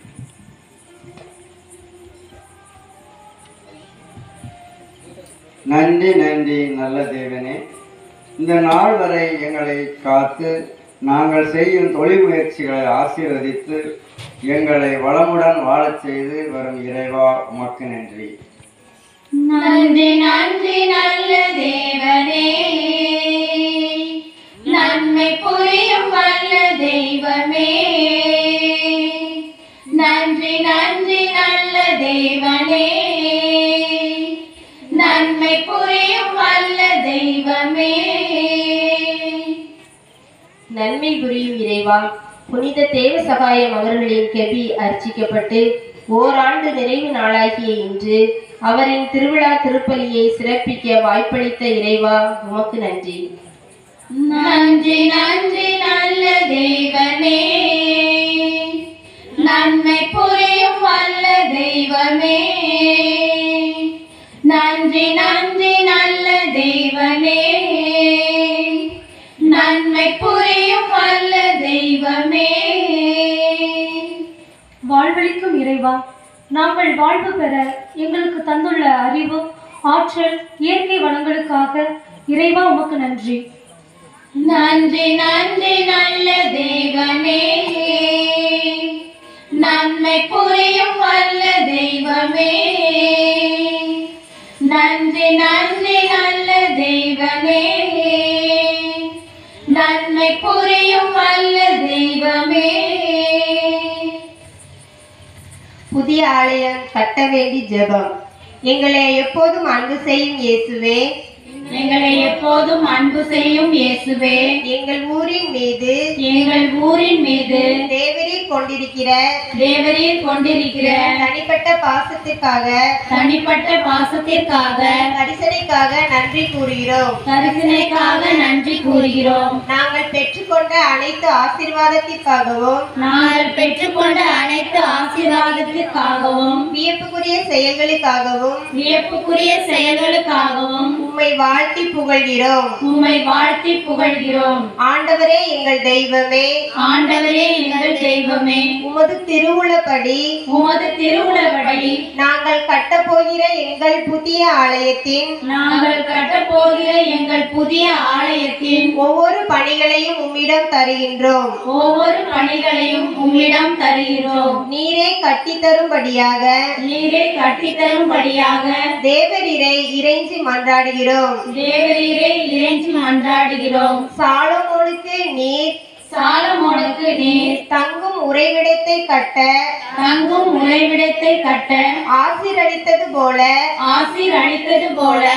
எம் ஆலயத்தை கட்ட உறுதுணையாக இருக்கும் எம் பங்கு தந்தையையும் ஊர் பொறுப்பாளர்களையும் ஆசீர்வதித்தருளும். உன் கண்களும் உம் இதயமும் என்னாலும் ஆலய கட்டுமான பணிகளின் மீது இருப்பதாக. புதிய ஆலயத்திற்கான பொருளாதார உதவியை தங்கு தடையின்றி நிறைவாக தருவீராக. நாங்கள் அனைவரும் ஆலய பணிக்காக ஒற்றுமையுடனும் முகமலர்ச்சியுடனும் தாராளமான நன்கொடைகள் கொடுக்க நல் மனதை தருவீராக. எங்களுக்கு தெரிந்தவர்களிடமும் இப்பணிக்கான உதவியை நாங்கள் ஆர்வமுடன் கேட்கவும் அவர்கள் சந்தோஷமாக உதவ முன்வர தூய ஆவியின் அருளை பொழிவீராக. புதிய ஆலயத்தை கட்டும் கட்டிட பணியாளர்கள் ஒவ்வொருவருக்கும் உடல் சுகத்தையும் ஞானத்தையும் வழங்குவீராக. உம் திருவுளப்படி அனைத்து வேலைகளும் நடைபெற வேண்டும் என்று உம்மை தாழ்ந்து பணிந்து மன்றாடுகின்றோம். ஆமென். அன்புக்குள்ளே மீண்டும் ஒருமுறை கடவுள் நமக்கு செய்திருக்க நன்மை நினைத்து பார்க்கிறோம். இந்த நேரத்தில் இந்த கெபி ப்ளஸ் மணிக்கூண்டு எனக்கு தெரிந்த அளவுக்கு ஒரே இடத்தில் இந்த இரண்டுமே அமைந்திருப்பது பத்மநாபபுரத்தில் தான் நினைக்கிறேன். நீங்கள் பார்த்தீங்கன்னு சொன்னால் இந்த இடத்துல மணிக்கூண்டு இருக்கிறது, கெபி இருக்கிறது. மணிக்கூண்டு கட்ட வேண்டும் என்பது பத்மநாபபுரத்தில் இருக்கிற திருவாளர் செல்லத்துறை அவருடைய ஆசை. அவருடைய ஆசை நிறைவேற்ற தான் முதல் ஒரு முடிவெடுத்தோம். அதன் பிறகு மணிக்கூண்டு அதோடு சேர்ந்து கெபியும் கட்டினால் எப்படி இருக்கும் என்று திட்டமிட்டோம். அதன் அடிப்படையிலே ஆண்டவர் இவ்வளவு அழகாக தந்தார். அதன் பிறகு இந்த கெபி என்பது பத்மநாபபுரத்துக்கு மட்டும் இங்கே இருக்கிற புனிதர்கள் தெரியவே கூடாது, மாறாக சாலையில் செல்கிற 4 புறம் இருந்து பார்க்க வேண்டும். நீங்கள் பார்த்தீங்கன்னா இந்த கெபி மட்டும்தான் 4 புறத்தில் இருந்து பார்க்கலாம், மற்ற இடத்துல அடைப்பு இருக்கும். ஆனால் இங்கு 4 புறத்திலும் இந்த கெபியை பார்க்கலாம். ஆகவே சாலையில் செல்லக்கூடிய மக்கள், அங்கு பார்க்கக்கூடிய, இங்கிருந்து பார்க்கக்கூடியவர்கள் எல்லோருக்கும் இது பளிச்சென்று தெரிய வேண்டும், எல்லோரும் ஆசீர்வாதம் பெற வேண்டும் என்று திட்டமிட்டோம். அதன் அடிப்படையில் சுற்றிலும் கண்ணாடி வைப்பதற்கு திட்டமிட்டோம். அதுவும் பாதுகாப்பு வேண்டும், பாதுகாப்பு இருக்குமா என்றெல்லாம் ஒரு எண்ணம் இருந்தது. ஆனால் இறைவன் இதுவரை சிறப்பாக இந்த கெபியிலிருந்து ஆசிரியர் அள்ளி பொழிந்து கொண்டிருக்கிறார். தேவைகளை தேடி வந்து நிறைவேற்றும் புனிதர் என்று வைப்பதற்கான காரணம் பார்த்தீங்கன்னு சொன்னால் எல்லாமே அனுபவம் அடிப்படையில் நிகழ்வதுதான். எல்லோருமேக்கும் எல்லாம் நிகழ்வது ஒரு அனுபவம் தான். நான் இந்த மணிக்கூண்டு கட்டுவதற்கான பணத்தை அவர்கள் கொடுத்து விட்டார்கள் குடும்ப சார்பாக. கெபியும் ஆரம்பிக்கிற போது இதை சுற்றி வைப்பதற்கு கண்ணாடிக்கு 1.25 லட்சம் கொடுக்க வேண்டியிருந்தது. 1.25 லட்சம் ஏற்கனவே மக்கள்கிட்ட வாங்கியாச்சு. 1.25 லட்சத்துக்கு எங்கே போகவே தெரியவில்லை, எங்கே போக வேண்டும் என்றே தெரியவில்லை. அவ்வளோ பெரிய பணம்.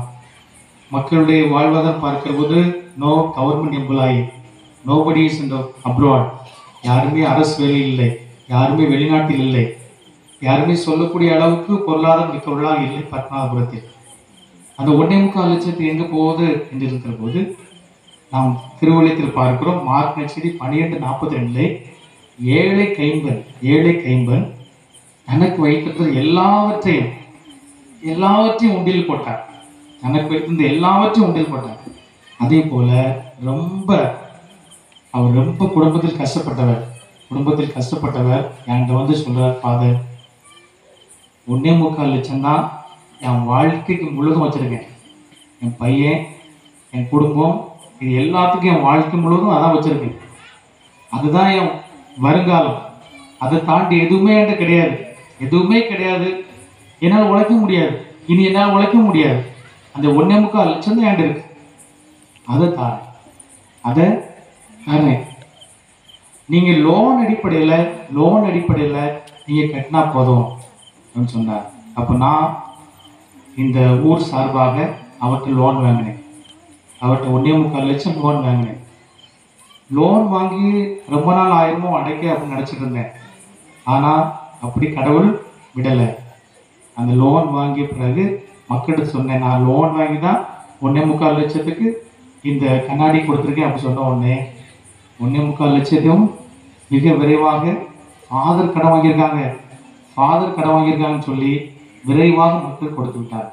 ஆக நமக்குள்ளே தேவைகளை தேடி வந்து நிறைவேற்றும் புனித தேவசாயம் இருப்பதற்கு இதுதான் காரணம். அந்த நேரத்திலே ஒரு நிலையில் வந்து கொடுத்தது, தேவை நிறைவேற்றது, அதெல்லாம் தேவசாயத்துடைய ஒரு பெரிய அருள் தான். ஆகவே அந்த நபர் நம்ம மத்தியில் தான் இருக்கிறார். அதுவும் நமக்கு ரொம்ப சந்தோஷம். வேற ஊரில் சார்ந்த ஊரில் நம்மிடே இருக்கிறவர் அவர் பிழைப்புக்காக வைத்ததை கொடுத்தார். ஆகிய அந்த நல்ல உள்ளம் நன்றாக இருக்கணும். அவர் சொல்லிட்டார், ஒரு நாள் வாயை திறந்து என் பேரை சொல்லிடக்கூடாது ஃபாதர், ஒரு நாள் கூட வாயை திறந்து என் பேரை சொல்லிடுறாங்க, அது கடவுளுக்கு மட்டும் தெரிஞ்சா போதும் அப்படி சொல்லிவிட்டார். ஆகவே அவருக்கும் அவர் குடும்பத்திற்கும் இறைவன் இன்னும் பெரிய காரியங்களை செய்ய வேண்டும், பிள்ளை வழியாக கடவுள் மகத்தான காரியங்களை செய்ய வேண்டும் என்று மன்றாடுகிறேன். அதன் பிறகு மக்களும் விரைவாக ஃபாதர் கடன் வாங்கிட்டாருன்னு ஊரெல்லாம் செய்தியாகி போச்சு. நான் ஒரு நாள் கூட சொல்லிட்டேன், எனக்கு தூக்கம் வரல, நான் கடன் வாங்கிட்டேன்னு சொல்லிட்டேன். உடனே எல்லாரும் ஓடி வந்து வேகமாக மிக விரைவாகவும் அதை கட்டி முடிச்சு திறப்புள்ளால் பார்க்கும்போது உங்களுக்கு மிகப்பெரிய ஆச்சரியமாகும். அதன் பிறகு நடந்த வேலைகள்லாம் பிரமாதம். அப்படி பரப்பனாக மக்கள் செய்தார்கள். ஆக இந்த நேரத்தில் நினைத்து பார்க்கிறேன், கைத்தட்டி அவர்களை பாராட்டுகளை வாழ்த்துக்களை சிறப்பானவர்களை தெரிவித்து வாங்கினார். நமக்கு இந்த நேரத்தில் நம்முடைய அன்பு தந்தை, நம்முடைய மண்ணின் மைந்த, நம்முடைய பெருமை அருட்தந்தை ரவின் அவர்கள் சிறப்பான விதத்தில் கடவுளுடைய வார்த்தையை நமக்கு பிட்டு கொடுத்திருக்கிறார்கள். அவர்கள் உணவாக கடவுளுடைய வார்த்தையை நமக்கு கொடுத்திருக்கிறார். காலைல 6 மணிக்கு வர்ற ஞாயிற்றுக்கிழமை இறையல் முகாம் இருக்குது. காலைல 6 மணிக்கு வண்டி எடுத்தோம். வண்டி எடுத்து வெயிலில் எல்லா பங்கா போனோம். பங்கா போய் இறையலத்துக்கு ஆள் அனுப்புன்னு சொல்லி என் மீது சுமத்தப்பட்ட கடமை. ஆனால் அவர் எனக்கு தோல் கொடுக்கிறார். கடவுள் அனுப்பி வைத்திருக்கிறார். எனக்கு தோல் கொடுக்கிறார். எல்லா பங்கும் வெயிலாக அலைஞ்சி 3:30 தான் வந்தோம். அதன் பிறகு அவர் மறைவுறு வைக்கிற தயாரிச்சிருக்கிறார். அதன் பிறகு எல்லாவற்றையும் சிறப்பாக தயார் செய்திருக்கிறார். எனக்கு தயாரிப்பு இல்லை, ஆனால் அவர் தயார் செய்திருக்கிறார். ஆக அவ்வளவு பணிகளை சிறப்பாக செய்து நமக்கு அருமையான விதத்தில் மறைவுரை தந்திருக்கிறார். நம்முடைய அன்பு தந்தை அவருக்கு கைத்தட்டி நம்முடைய நன்றிகளை தெரிவித்துக் கொள்வோம். நமக்குள்ளே அருட்சோதரி ரத்னா அவர்கள் மிக சிறப்பான விதத்திலே ரத்னாவர் மக்களை தூண்டுவதில் அவர் சிறப்பு மிக்கவர். நல்ல மலர்கள் வைக்கணும், இந்த பீடை நல்லா இருக்கணும், இதை சுற்றி பேக்ரவுண்ட் நல்லா இருக்கணும், இதையெல்லாம் அவர்களை தூண்டுவதில் அவர் கை தேர்ந்தவர். சிறப்பான விதத்திலே பூக்கள் பாருங்கள், இது திருவிழா என்று நான் போட்டிருந்தேன். அந்த திருவிழாவுடைய கலையை அருட்சோதரி கொண்டு வந்து விட்டார்கள். அவர் அழகாக பூக்கள் வாங்குவதற்கெல்லாம் ஒரு தாராள மனசு வேணும். அதெல்லாம் பரட்டாத மக்கள் செய்வார்கள். தாராள மனம் கொண்டவர்கள். இங்க இருக்க ஒவ்வொரு பூக்களையும் ஆடு பாருங்க, அவர்கள் எப்படி தாராள மனம் கொண்டவர்கள் சொல்லுது பாருங்க. ஆகவே இதையெல்லாம் இந்த பூக்கள் இங்கிருந்து அறிவிக்கின்றன. ஆகவே அருட்சோதரி உள்ள கைத்தட்டி நம்முடைய பாராட்டுகளை சிறப்பாக தெரிவித்துக் கொள்வோம். நம்முடைய அன்பு நபர் பார்த்திபன் அவருக்கு நன்றி. மைக் சிஸ்டம் ரொம்ப அழகாக வச்சிருக்கிறார். பார்த்திபன், அவர் தான் பார்த்திபன், அவரை பாருங்க. கைத்தட்டி பாராட்டுகளை சிறப்பாக நல்லது, சூப்பர். நமக்கு பத்மநாதபுரம் இவ்வளோ அழகாக பாருங்க, எவ்வளோ அழகான ஒரு பேக்ரவுண்டு, நல்ல அழகாக சிறப்பாக இதில் ஒரு தெய்வீக கலையை கொண்டு வந்திருக்கிறாங்க. மக்கள் தான் அதில் எத்தனை பேருக்கு நினைக்கிங்க? 4 பேர் தான். ஒரே ஓட்டம், 4 பேர் தான் ஓட்டம்.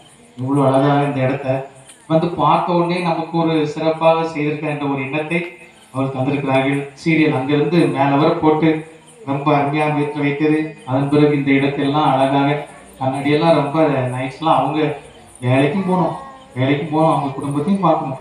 அதெல்லாம் தாண்டி சிறப்பாக மிக அருமையாக செய்திருக்கிறார்கள். அதன் பிறகு பாருங்க, நமக்கு சாப்பாடும் ஏற்பாடு செய்திருக்கிறார்கள். ஆலயம் அதனுடைய பணியில் இருக்கிறது. இந்த கேபி திறக்கிற போது முடிவெடுத்தோம், ஒவ்வொரு வருடமும் ஏப்ரல் 23ஆம் தேதி முதல் நாள் வச்சு எல்லா மக்களையும் வர வச்சு உணவு கொடுக்கணும்னு முடிவெடுத்தோம். இந்த வருடம் அவர் நினைத்திருந்தால் ஆலயம் கட்டுகிற வேலை இருக்கிறது, ஃபாதர் அடுத்த வருஷம் வச்சுக்கலாம்னு சொல்லியிருக்கலாம். ஆனால் இருந்தாலும் அவர்கள் துளசி வாசம் மாறலாம், இந்த தவசி வார்த்தை தவறலாம். அப்போ அதன் அடிப்படையில் அவர்கள் சொன்ன வார்த்தை, கடவுளுக்கு சொன்ன வார்த்தை கண்டிப்பாக செய்யும். நீங்கள் கோயிலுக்கு வருன்னு சொல்லி கடவுள்கிட்ட இப்போ வேண்டியிருப்பீங்க, ஆனால் புரட்ட விட்டு ஊரில் தூக்குமாறு அது சொன்ன வார்த்தையை காப்பாற்றும், கடவுள் சொன்ன வார்த்தையை காப்பாற்றும். அதையெல்லாம் மிக சிறப்பாக அருமையாக செய்திருக்கிறார். இவ்வளோ ஏற்பாடுகளை மிக சிறப்பாக செய்திருக்கிறார். எல்லாருக்கும் பாருங்கன்னா அரேஞ்ச்மெண்ட்லாம் பக்காவாக இருக்கும். நீங்கள் சாப்பிடும்போது அரேஞ்ச்மெண்ட் பக்காவாக இருக்கும்.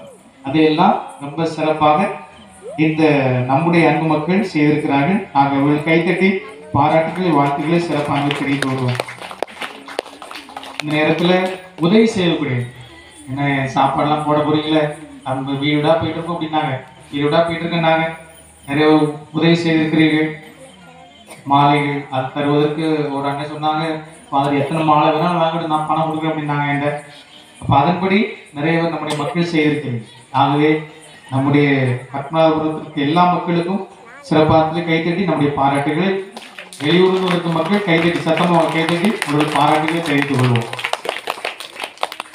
மக்கள் பார்க்குறது வழிபாடு எனக்கு ரொம்ப சந்தோஷம். இளங்குளம் பிள்ளைகள் அங்கே ஓடின மாதிரி பார்த்தேன், கடைக்கு ஓடுறது, முட்டாய் வாங்கி போடுறது. ஆனால் பத்மநாபத்தில் அப்படியே இருந்தார். நான் முதல் வருஷம் வருகிற போது தலைவன் ஓடும். ஆனால் இப்போ பாருங்க, வழிபாடு வெரி ஸ்ட்ரிக்ட். அப்படிதான் இருக்கும் கடவுள் காரியத்தில், அப்படிதான் இருக்கும். இளங்குளத்து பிள்ளைகள் அங்கே ஓடுறத பார்த்தேன். ஆனால் பத்மநாபத்தில் அப்படியே அசையாமல் இருக்கிறதை நான் கண்டு கொண்டேன். ஆகவே அதுதான் ஃபாதர் சொல்றது, ஒவ்வொரு வார்த்தையும் ரொம்ப கவனமாக கடைபிடிக்கிறது. நாம் வளர்ந்து ஒரு நல்லது, ஆன்மீகத்தில் வளரும் நல்லது, அதான் கடவுள் விருப்பம். அப்போ அதை நீங்கள் அருமையாக சிறப்பாக செய்திருக்கிறீர்கள். பத்மநாபபுரத்து குழந்தைகள் ஒவ்வொருக்கும் ஓடுற குழந்தைகள் கைத்தட்டி பாராட்டி சொல்லுங்க. ஒரு நிமிஷம் இருக்க முடியாது. இந்த நேரத்தில் எல்லா இடமும் வந்திருக்க மக்கள் நல்ல சிரமம் எடுத்து சிறப்பாக வந்திருக்கு. இளங்குளத்திலிருந்து மக்கள் வந்திருக்கிறாங்க. நல்ல சிறப்பாக இங்கே எடுக்கப்படும் இந்த முயற்சியை பாராட்டுவதற்காக வந்திருக்கிறீர்கள். இளங்குளத்திலிருந்து மக்கள் ஆட்டோவில் வந்திருக்கீங்க, நடந்து வந்திருக்கீங்க, இப்படி பல்வேறு விதத்தில் வந்திருக்கீங்க. நல்ல மக்கள் அப்படிதான் இருக்கணும். எல்லா இடமும் நான் போகணும், வந்து அவங்களை பாராட்டுவது, அங்கே நடக்கிற நல்ல நிகழ்வு பங்கெடுப்பது, இதையெல்லாம் அருமையாக செய்திருக்கிறேன்.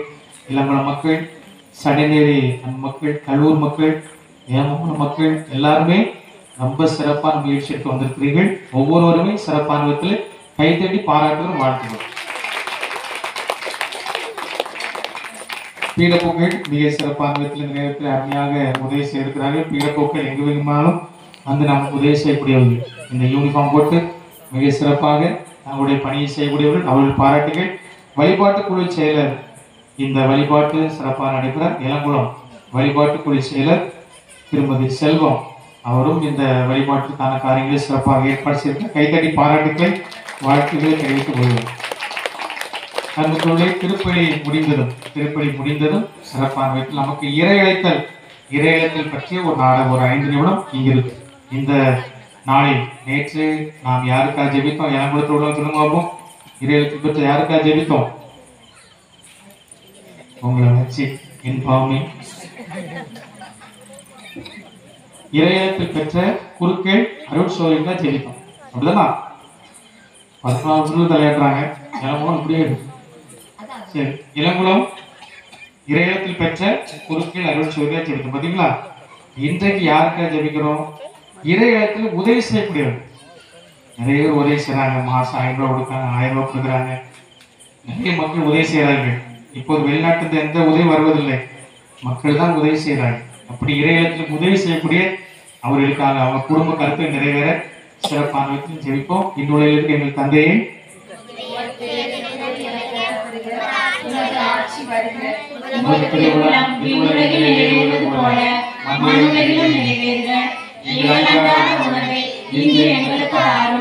எங்களுக்கு எதிராக குற்றம் செய்வோரை நாங்கள் மன்னிப்பது போல எங்கள் குற்றங்களை மன்னியும், எங்களை சோதனைக்கு உட்படுத்தாதேயும், தீமையிலிருந்து எங்களை விடுவித்தருளும். ஆமென்.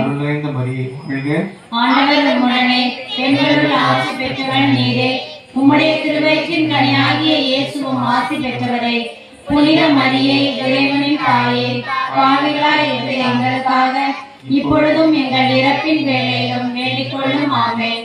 தந்தைக்கும் தூய ஆவியாருக்கும் ஆட்சி உண்டாகுக, தொடக்கத்திலே இருந்தது போல இப்பொழுதும் எப்பொழுதும் என்றென்றும் இருப்பதாக. ஆமென். நன்றி கூறி மன்றாடுவோமாக. ஆண்டவரை, நாங்கள் உட்கொண்ட திருவுணவு எங்களை காத்திருளுமாறு உம்மை வேண்டுகின்றோம். மறை சாட்சியான புனித தேவசகாயம் என்னும் புனிதருக்கு எந்த மன வலிமை உமது ஊழியத்தின் நம்பிக்கையும் பாடுகள் வெற்றியும் தந்ததோ அதை மன வலிமை நாங்களும் அடைவோமாக. எங்கள் ஆண்டவராகிய கிறிஸ்து வழியாக உம்மை மன்றாடுகின்றோம்.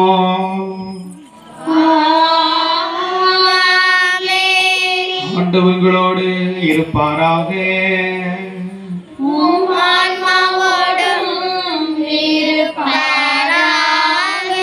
எல்லாம் வல்ல இறைவன் தந்தை, மகன், தூயாவியா நம் அனைவரையும் ஆசீர்வதிப்பாராக.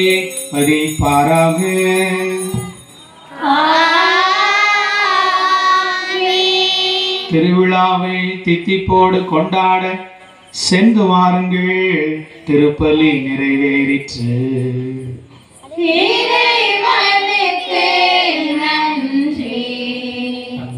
நேரத்திலே உரிமையோடு உங்களிடத்தில் ஒரு வேண்டுகோள், உதவி பாருங்கள். பத்மாபுரம் ஆலயத்தை பாருங்கள். நாம் எல்லோரும் சேர்ந்துதான் செய்ய வேண்டும். நம்முடைய பங்கு அதில் பங்கு இருக்கிறது. ஆகவே அதை சிறப்பாக செய்ய வேண்டும். அந்த வீட்டிற்கு செல்கிற நீங்கள் என்னால் என் குடும்பம் சார்பாக இந்த ஆலயத்திற்கு என்னுடைய உதவி என்ன, அதை செய்ய வேண்டும். இனி இவ்வளவு தூரம் அழகாக ஆண்டோர் உதவியால் வந்துவிட்டது. இவ்வளவு தூரம் வந்து பெரிய மகிழ்ச்சி, காங்கிரீட் போட வேண்டியிருக்கிறது. ஆகவே அதற்கு அதிக பொருளாதாரம் தேவைப்படுகிறது. மிக சிறப்பாக இந்த ஆலயம் கட்டுறதுக்கு மொத்தம் 50 லட்சம் எஸ்டிமேஷன், 25 லட்சம் பத்மாபுரம் மக்களுடைய உழைப்பு, மீதி பணம் தேவைப்படுகிறது. ஆகவே இது இறைவன் ஆலயம். என் குடும்பம் சார்பாக இறைவன் அழைக்கிறார். இன்றைக்கு உங்களை கொண்டு வந்திருக்கிறேன்னு சொன்னால் நீங்களும் உதவி செய்ய, உங்களை போட்டு 10 பேரை இன்னும் இழுத்துவர் இந்த உதவிக்காக. நாங்கள் அதை சிறப்பாக செய்ய உரிமையோடு உங்களை கேட்டுக்கொள்கிறேன். நம் மக்கள் நாமே தாங்கிக் கொள்வோம். அப்படி தாங்கிக் கொள்கிற போது இறைவன் நாம் எல்லோரையும் நிறைவாக ஆசீர்வதிப்பார்.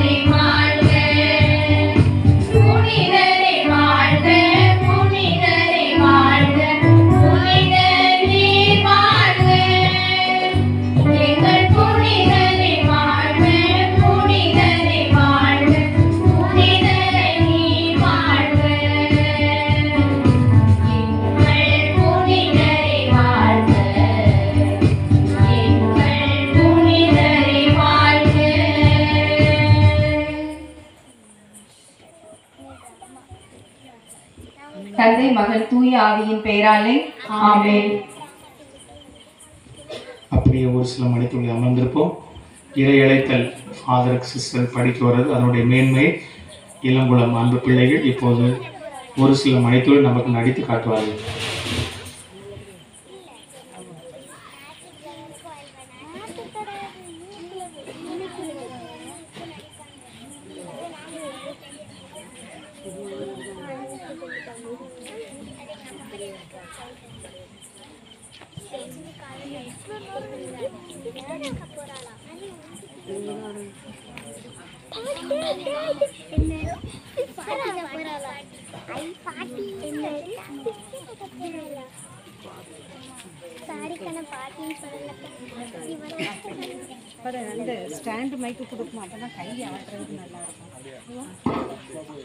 மனதோடு பேசி மனவாட்டியாய் அழைக்கும் இறைவன்.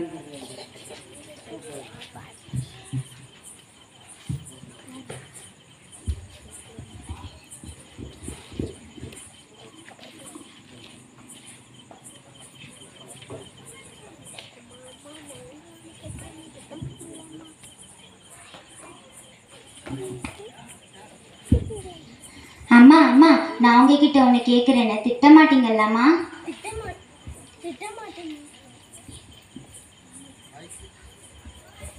திட்டமாட்டேம்மா. என்னன்னு சொல்லு. அம்மா அம்மா, நம்ம ஃபாதர் சிஸ்டர் செய்கிற பணி, அவங்க கடவுளுக்காகவே வாழ்கிறது, இதெல்லாம் எனக்கு ரொம்ப பிடிச்சிருக்குமா. கடந்த 2 வருஷமா நம்ம டயசிஸ் நடத்துகிற இறையழைத்தல் முகாம் போயிட்டு வந்ததுலேருந்து எனக்கும் சிஸ்டரானும் ரொம்ப ஆசையாக இருக்குமா. என்ன சிஸ்டருக்கு போக படிக்க வைப்பீங்களாம்மா? சரிம்மா, நீ சொன்னா சரியா தான் இருக்கும். கோயிலுக்கு போறதையும் ஃபாதர் சிஸ்டருக்கு ஹெல்ப் பண்றதையும் பார்க்கும்போது நீ ஆசைப்படுறது கரெக்டு தாம்மா. ஆனா அப்பா கிட்ட ஒரு வார்த்தை கேட்டுக்கிறேம்மா. அம்மா அம்மா, நான் உங்களை தாம்மா நம்பியிருக்கேன். எப்படியாவது அப்பா கிட்ட கேட்டு என்ன சிஸ்டரா படிக்க அனுப்பி வைங்கம்மா. சரிம்மா, நானும் அப்பா கிட்ட இதை பத்தி பேசுறேன். நீயும் நல்லா ஜெபம் பண்ணு. அப்பா சரின்னு சொல்லிட்டாங்கன்னா எந்த பிரச்சனையும் இல்லை, நீ தாராளமா போகலாம். என்ன அது, சிஸ்டரா போறாளா? பொம்பளை பிள்ளைய கட்டி கொடுக்க வழி பார்க்காம காலம் கெட்டு கிடக்குது. அந்த காலம் மாதிரிலாம் இல்லம்மா. சிஸ்டரா போறது தேவையில்லாத ஆசை. அந்த காலத்துல 5-6 பிள்ளைகளை பெற்றோம், சிஸ்டரா போங்கன்னு விட்டோம். உங்க அப்பனுக்கு நீயும் உன் தம்பியும் மட்டும்தான். பெரிய மனசி ஒருத்தி வீட்டில் இருக்கேன், என்கிட்ட ஒரு வார்த்தை கேட்கல. டெய்லியும் கோயிலுக்கு போறாளாம், ஃபாதர் சிஸ்டருக்கு உதவி செய்தாலாம். இப்போ சிஸ்டர் அப்பாவை ஆசை வந்துட்டான். டெய்லியும் கோயிலுக்கு போற எல்லாருக்கும் சிஸ்டர் அப்பாவே ஆசை வந்திருக்கு, இவளுக்கு மட்டும் வந்துட்டான். இருங்கடி, உங்க 2 இருக்காம வரட்டும். ஐயோ கடவுளே, எங்க அம்மா அப்பாவை கூட நான் சமாளிச்சிருவேன், இந்த பாட்டியை என்னால சமாளிக்கவே முடியலையே. என்ன சத்தம்? என்னம்மா பண்றீங்க? வாயா வா, உன்னதான் எதிர்பார்த்துட்டு இருந்தேன். வாயா. என்ன விஷயமா? உமாவா உன்கிட்ட ஏதோ பேசணுமா. என்ன விஷயம் சொல்லுமா.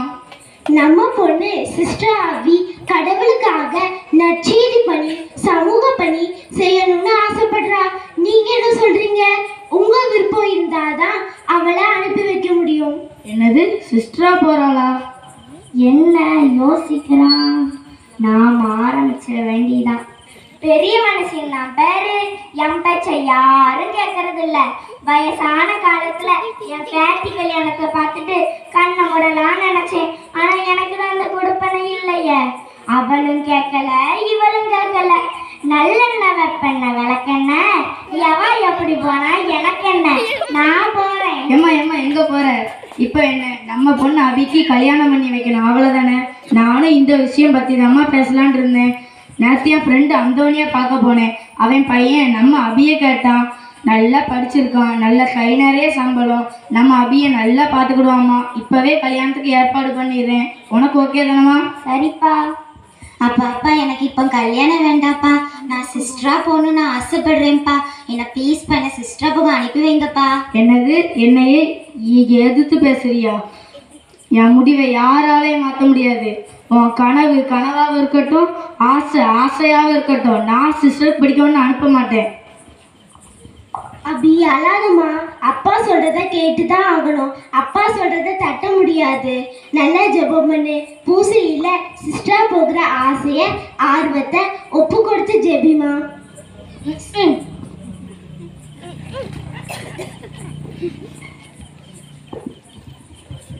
Good morning father. என்னம்மா அபி, ரொம்ப சோகமா இருக்கிற, ஏதாவது பிரச்சனையா? நான் சிஸ்டரா போகணும்னு ஆசைப்பட்டேன் ஃபாதர். வீட்டில் அப்பாட்ட கேட்டேன் ஃபாதர், அப்பா என்னை விடலை ஃபாதர். அப்பா ஏமா உன்னை விடலை? பொம்பளை பிள்ளைக்கு சீக்கிரம் கல்யாணம் கட்டி அனுப்பிடணும், சிஸ்டரா போகிற ஆசைலாம் தேவையில்லாத ஆசைன்னு சொல்கிறாங்க ஃபாதர். பொம்பளை பிள்ளைங்க சமூக பணி, இறை பணிக்கெலாம் போகக்கூடாதுன்னு சொல்கிறாங்க ஃபாதர். நற்செய்தி பணி செய்ய பொம்பளை பிள்ளைங்களாம் பிறந்தது தப்புன்னு நினைக்கிறேன் ஃபாதர். அப்படிலாம் சொல்லாதம்மா அபி, கடவுளோடு உள்ள உறவு தான் நம்மளை இறையழைப்பிற்கு நம்மளை தகுதிப்படுத்துமா. இயேசுவை பார்த்த பேதுரு முழுகி போகல, ஆனால் சூழ்நிலை பார்த்த பேதுரர் முழுகி போனாரு. அதே மாதிரி தான் நம்மளும் பலமுறை சூழ்நிலையை பார்த்து பார்த்து முழுகி போனோம். பெண்களா பிறந்தால் பயன்பட முடியாதா? ஆனால் பெண்ணும் ஆணும் படைச்சவர் அவர். உன்னை கண்டிப்பாக அவர் அழைப்பாருமா. உங்க அப்பா மனமாற்றத்துக்கு நான் ஜெபிக்கிறேன், நீனும் ஜெபி. உன்னோட பணி அவருக்கு தேவை. அறுவடை மிகுதி, வேலையாட்களும் குறைவு.